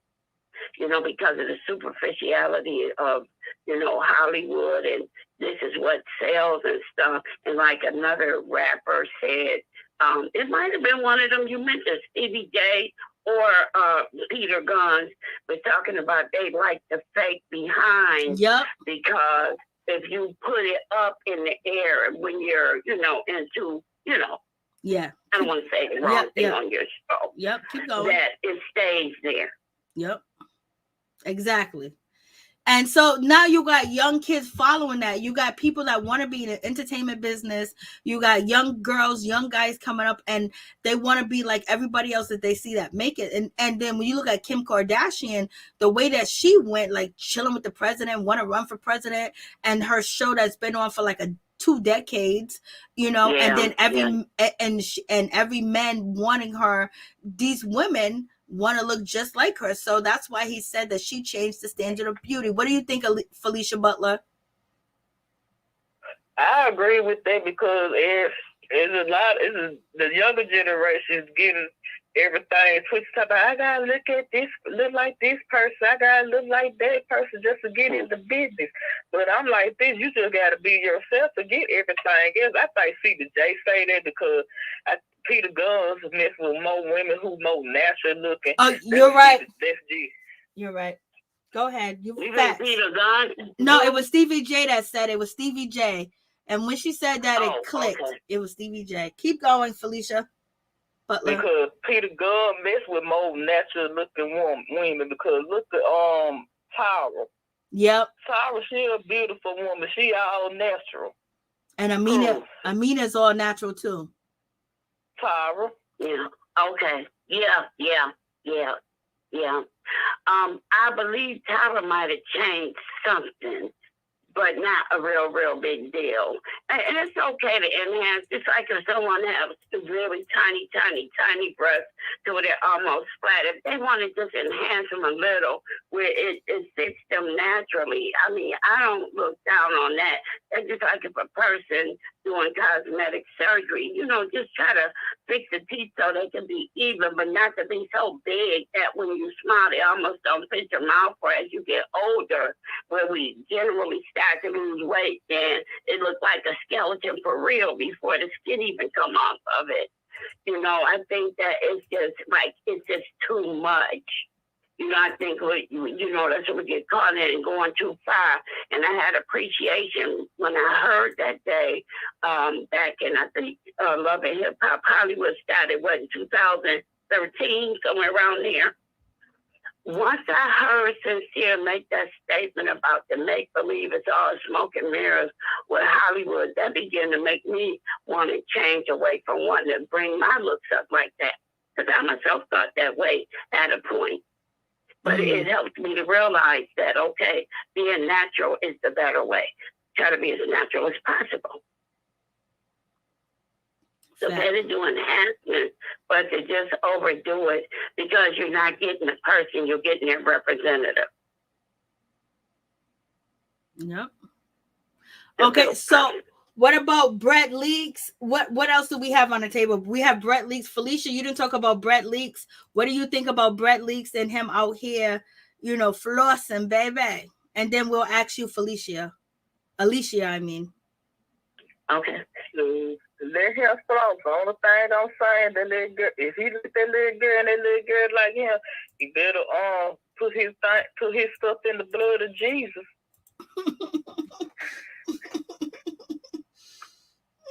I don't know what happened with him. He just when it comes to Brett Leaks, NeNe Leaks' son, you know, he's just been out here flossing. He's been out here shining. He's been out here working hard. And you know, a lot of people are saying like, oh my God, he don't really miss his father, but that's not the case. It's like, yo, when your family members, if your mother and your father, you know, end up passing away, you hurt, you know, and at the same time, you try to get things together. But when you are left with money, you're left with things where you can be comfortable, you can do things, you can go out. It's when your parents leave you. When your parents leave you with nothing, you got to fight. Now you got to continue to work. Now you got to go to these shitty jobs and deal with these shitty people that don't care nothing about you or care about what you're going through. And then on top of that, when you have a breakdown at work, you know, they don't care, you know. So it's just like you leave your family members in the best position they can be in without you being here, because it would help them with their grieving process too as well. When you grieving, losing somebody, then on top of that, you got to pay the bills. You can't afford to pay the bills. You got to take care of your nieces, your nephews, your brothers, your sisters, and everybody else. And it leaves people, you know, lost, and they don't even get a chance. Have more trouble dealing. Yes, more trouble, because it's like, oh my God, if he was still here, blasting the third. NeNe's having trouble, but a lot of people believe that NeNe and her son are not missing Greg because they got money, but they was dealing with him, you know, about to be departed from this earth a year before we even found out. Like, we found out in the last month. Not even the last month, the last 2 weeks before Greg passed. 2 days, I think. Like, what, less than a 2-week period, I think. It was actually 2 weeks. He made that announcement. Yeah, it was actually 2 weeks. Okay. I don't believe that he don't miss his father, because he seemed to have a lot of honor toward that man. And, you know, from what we all saw, nobody's perfect, but Greg, he seemed to have been a really, really nice person, just in general, overall, great type of spirit. And who could not miss someone like that? Because, you know, that kind of goodness and, you know, sincere goodness is rare nowadays. And if you had a parent like that, you certainly have lost something. So I agree that I don't think it's that he don't miss him. You know, his dad probably left, you know, him enough so that he could be able to live a fairly comfortable life, because he won't be there to be supportive anymore. I don't see it like that. And NeNe been successful in her own right for the longest.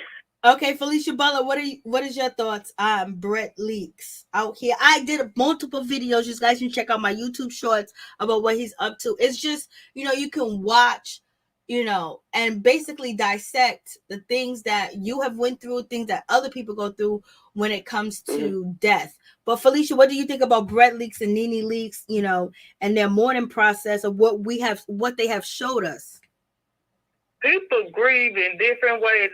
Nobody with their right mind is not gonna put their sad moment on social media. They're gonna grieve behind NeNe miss her husband, and Brett miss his father.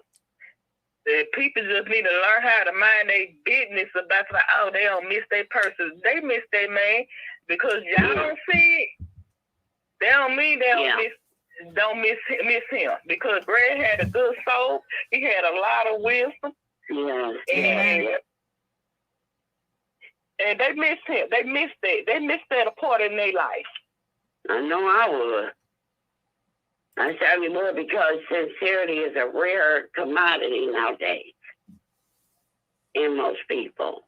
Why, Mary Jane, so what you think maybe that he's not really missing them? No, is that your line of thought? No, that's what people have been saying.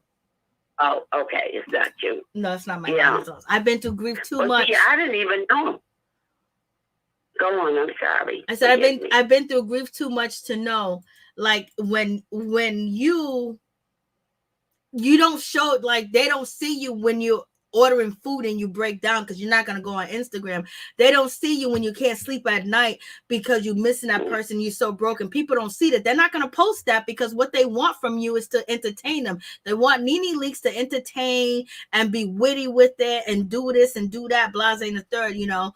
And so NeNe's not showing that part. So everyone's trying to down NeNe and say, oh my God, NeNe is so happy that Greg is gone and her son Brent got Monte and they're spending, he left them well off. People were saying that NeNe already got a boyfriend. NeNe had to come on here and say like, yo, but NeNe did say like guys are dropping in her DM. She was trying to be funny. You know, people are saying, she couldn't wait to get rid of him. You see how she treated Greg? Like, NeNe had to get on her own YouTube channel and say, hey, listen, I miss my husband. I wish he was still here. And it's probably getting harder as days pass. Amen. Like people can get over it a lot of times because those stages of grief that's involved, a lot of times you start becoming angry. You know, first it's like the bargaining, the being sad, to being angry, and some other one is the bargaining, that's one. I'm missing one of them. Then finally it's the acceptance. And probably as the time goes by, you really, like some, if they really love their mates, find out that I really, really miss them as time goes by because it's getting further away from when you last saw them and experienced them. All right. NeNe was already successful, so she didn't need the flaws. That's true. Her son was living under that. Facts. Felicia, so they're used to their lifestyle. Yep. Felicia, what do you think about Porsha Williams and Simon being in Bahamas all hugged up, girl? Oh my God, California raisin. Would you say California raisin? California raisin and Porsha. Oh my God. Porsha and Simon, they gonna live it up. I hope Simon don't hurt you in the end, girl. You know he is, but you know, we're just here for the ride. Like people want us to be mad at Porsha. Why would I be mad at Porsha? I don't understand. What Porsha did to her brand is not a good look. But at the same time, we're going to watch this train wreck unfold. But what if Simon actually really changed? You think Simon really changed? And he's going to give his all to Porsha and he's going to stay in love with her? Does Porsha fulfill all his needs? And then when I posted this video to my YouTube shorts, people in the comment section are saying that Simon's second wife is asking for Monty to send her children to a retreat and Simon won't give it to her. So what do you guys think about that? Felicia, you go first. Alicia, you go next. It comes down to the chick. I don't care if the chick need a pack of drawers.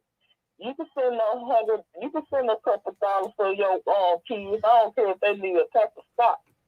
You can send that money. Don't be trying to stunt with that young woman. You know that young woman got a child too. You do for her child, why you won't do for your own? So that's what's happening, and I agree with you there. I agree with that one, if that's what's going on.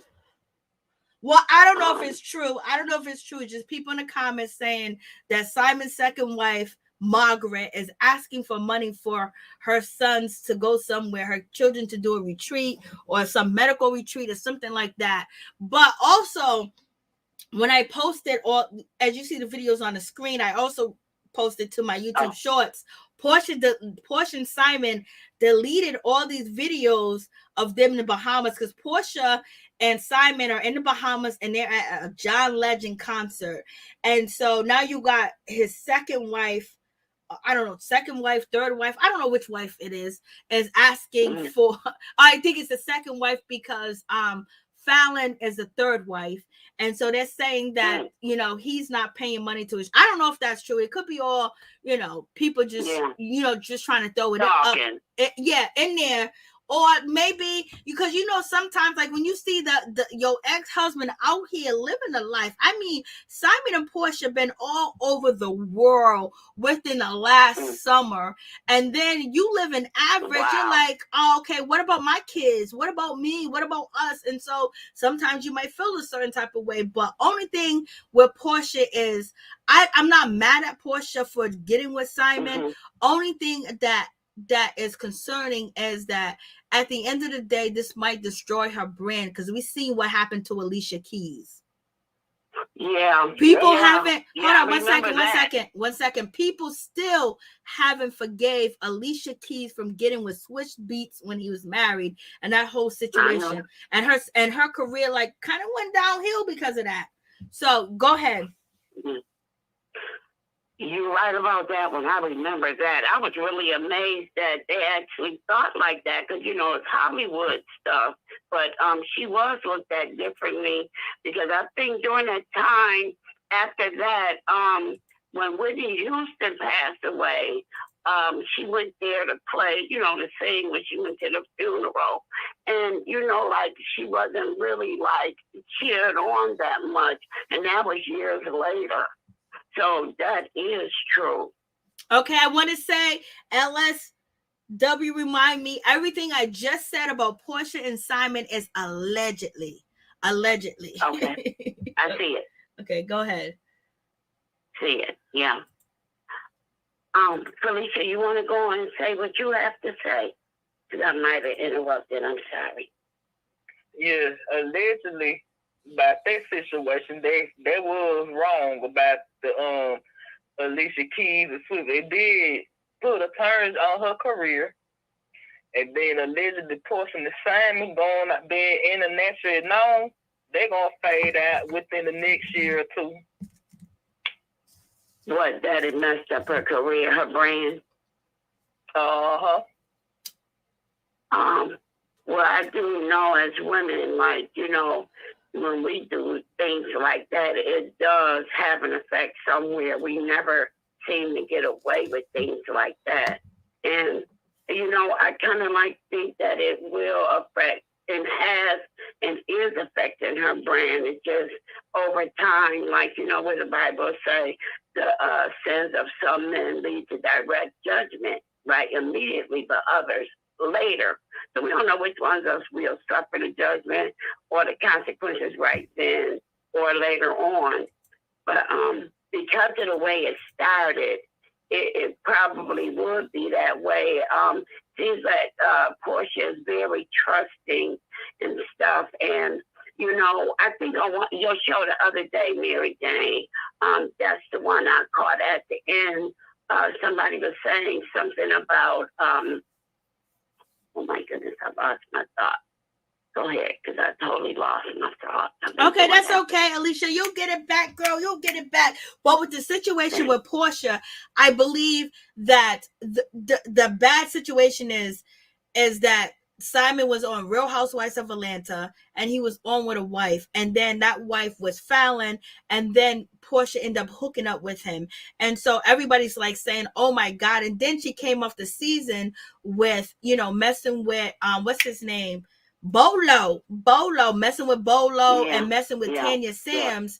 You know, that really, you know, whatever Kenya Moore said about Porsha everybody was like, I believe it. Oh my God. So you have that situation, but at the same time, I got to throw it in that Fallon is engaged with their assistant that was working with Simon, that was working with Fallon. He was in their house. How long have Fallon and Jalen been together? Like Fallon and Jalen say that they was together after her and Simon quit. But who believes that? I wouldn't believe that shit. If I thought that you was she's pregnant now, like what, how many months? She looks huge. She looks like she's 8 months, but she says she's not. Yeah, she looks like she's ready to deliver. So that's one situation. And it's just like, I don't blame, if Porsha want to be with Simon, that's one thing. But it's just like, I don't know if anybody was there to guide her to say that, hey, this could either hurt your brand. Look at what happened to Alicia Keys. Be very careful. But at the same damn time, I don't know if the Porsha news show Family Matters is actually going to show and actually going to give us detail about how, Fallon was with Jalen before Simon, because people are saying Simon cheated anyway. But we'll see. But guess what? Okay, say that is true. Still, what Fallon did, she got to answer for what she did, but it's not going to make what the part Porsha has played in this less its value. Because, she still got involved with the guy while he was with his wife, and she had been there entertaining at her house and stuff at one time. Yep. So it's not going to change how people will view Porsha. Like I firmly do believe, see, we women, we have to watch our steps, because a man can do the same thing and still maintain his personal self-respect and dignity before crowds. But we do something like that, and they can follow us for years to come. That's true. At the same time, the man that got us know exactly how he got us. And when they get mad, you can best believe he'll throw it up. And go ahead, Felicia Butler. That's basically what she's saying. The man to get mad and throw everything in your face. Knowing exactly what you did. But Porsha fall in love too easy for me. Yeah, she does. I don't know the right words to say because I don't want to be disrespectful, so I said trusting, but you're right about that. I don't know if it's falling in love easy or is it something else? So trying to fill a hole inside what she lost in her childhood, that too. Not only that, but Dennis McKinley, she put Dennis McKinley out there, promoted his business. He was supposed to be doing this and that, and then he turned around and cheated on her while she was pregnant, the first time that she was pregnant. And then you got Cordell Stewart that threw her out and left her with nothing. And then now you got this African king. I'm gonna just say king. I know y'all guys are gonna roast me for that, but he comes through and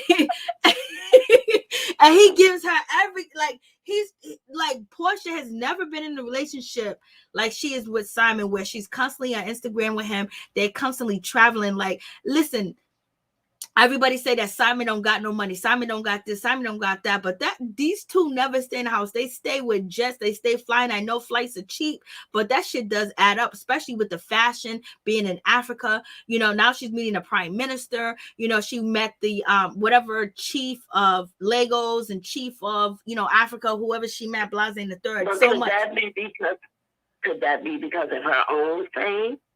What I'm trying to say is, when it comes to Porsha, Simon swept her off of her feet, and he's been watching this show for a long time because Fallon said that he knew about Porsha dating this other African, that other African, and getting that car, and that's a cheap car, that's an old car, she's still driving that car. And I think Simon had desires for Porsha long when he was watching these episodes, and also Porsha helped Simon fill his wishes and dreams. Like, he's basically being honored by the Atlanta people. They're at balls and things of that nature. And he's actually being taken serious for being a humanitarian. And Porsha and her family have been known to be in the civil rights movement and the Black movement as well. So it's like Porsha equals what he wants, and he gives her what she wants, the affection, the love, and he's always there, and he's doing everything to make her happy, to make her feel pampered. And we have never seen a man that Porsha's been with that has treated her or doing the things that he's doing for her.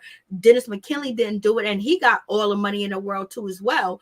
And Cordell Stewart had her on a budget, So now she got this man, and she's just, and like he's saying that he's a changed man. Simon said he's went to counseling. Simon said he left Fallon because she was cheating with the help, and then she's pregnant by the help. And then what? Fallon is married to the help. She's getting married to the help, and she's pregnant by him. Yeah. And so Porsha felt like it was okay, but Porsha didn't think about what her true fans and the people who truly support her thinks. And I think Porsha just went off with her heart, and she ran with it. And it might destroy her at the end of the day, but she got another show. She had a spinoff with Dennis McKinley. Now she got a spinoff with her man. So Porsha's doing what Porsha needs to do. Yeah. It's hard to kind of like, for me, in my opinion, it seems hard to really know which one of them really has the most. Are they at the same? Or is she the one with the most fame? Because, she had the success. She had the fame. She had the notoriety from being on TV for a long time. And he seems to have something, but is it really known if she's the one that's truly the one with the most and is able to bring him to a level of recognition on account of her own fame? Because on the show, her mother and one of her cousins, the mother made the statement, seemed to show that she didn't she don't agree with the way that went down. And the cousin said, what I'd like to know is, why have he been through like 4 different marriages?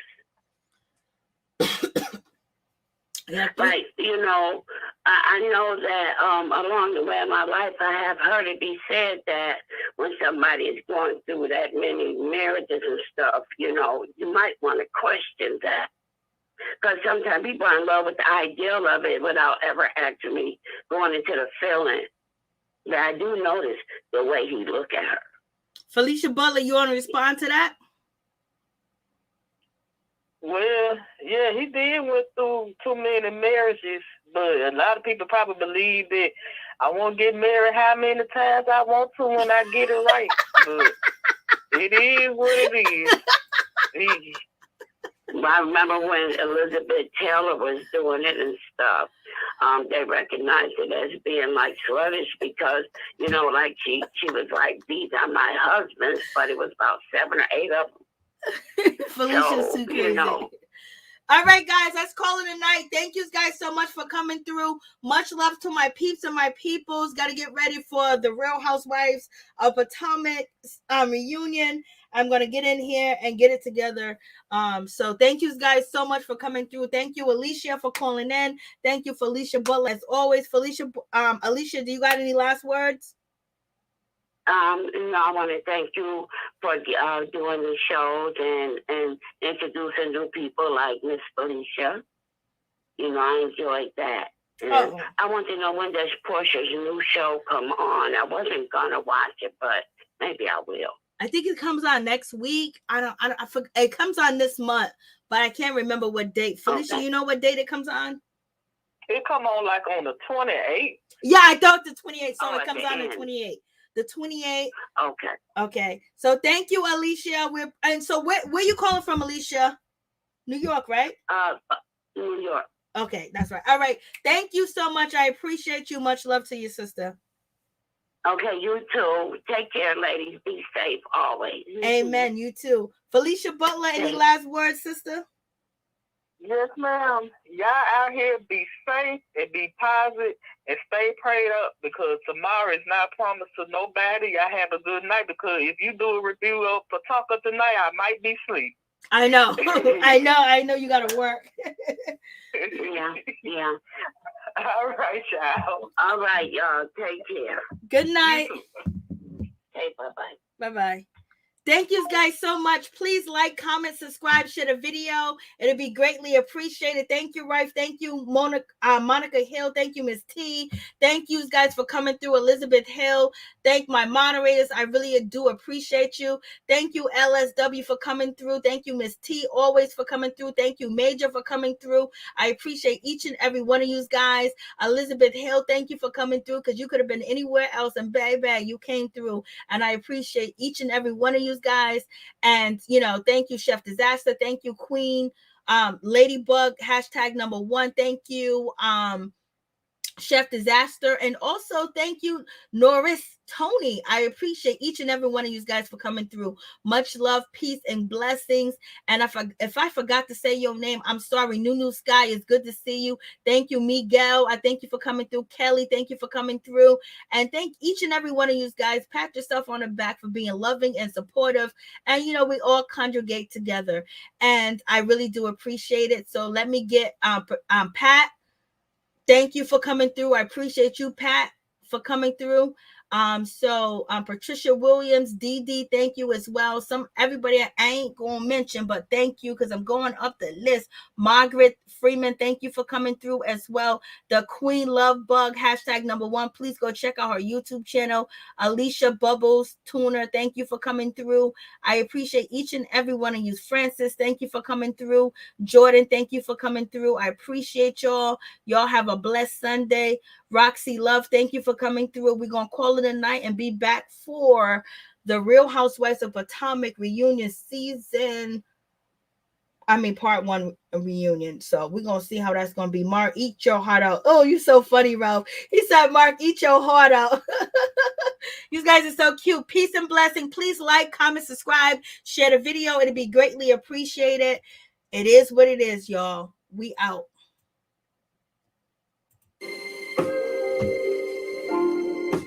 Michelle, thank you.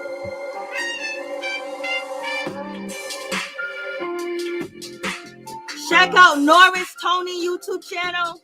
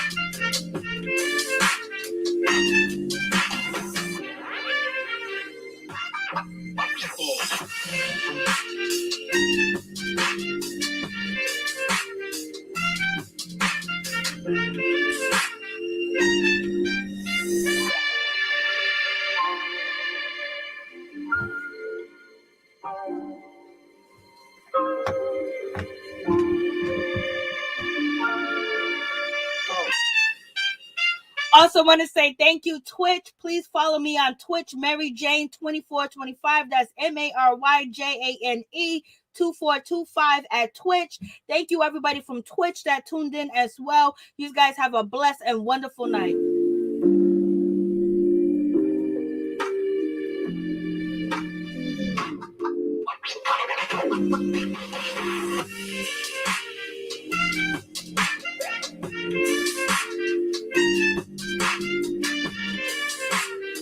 Virgin Islands finest. What's up?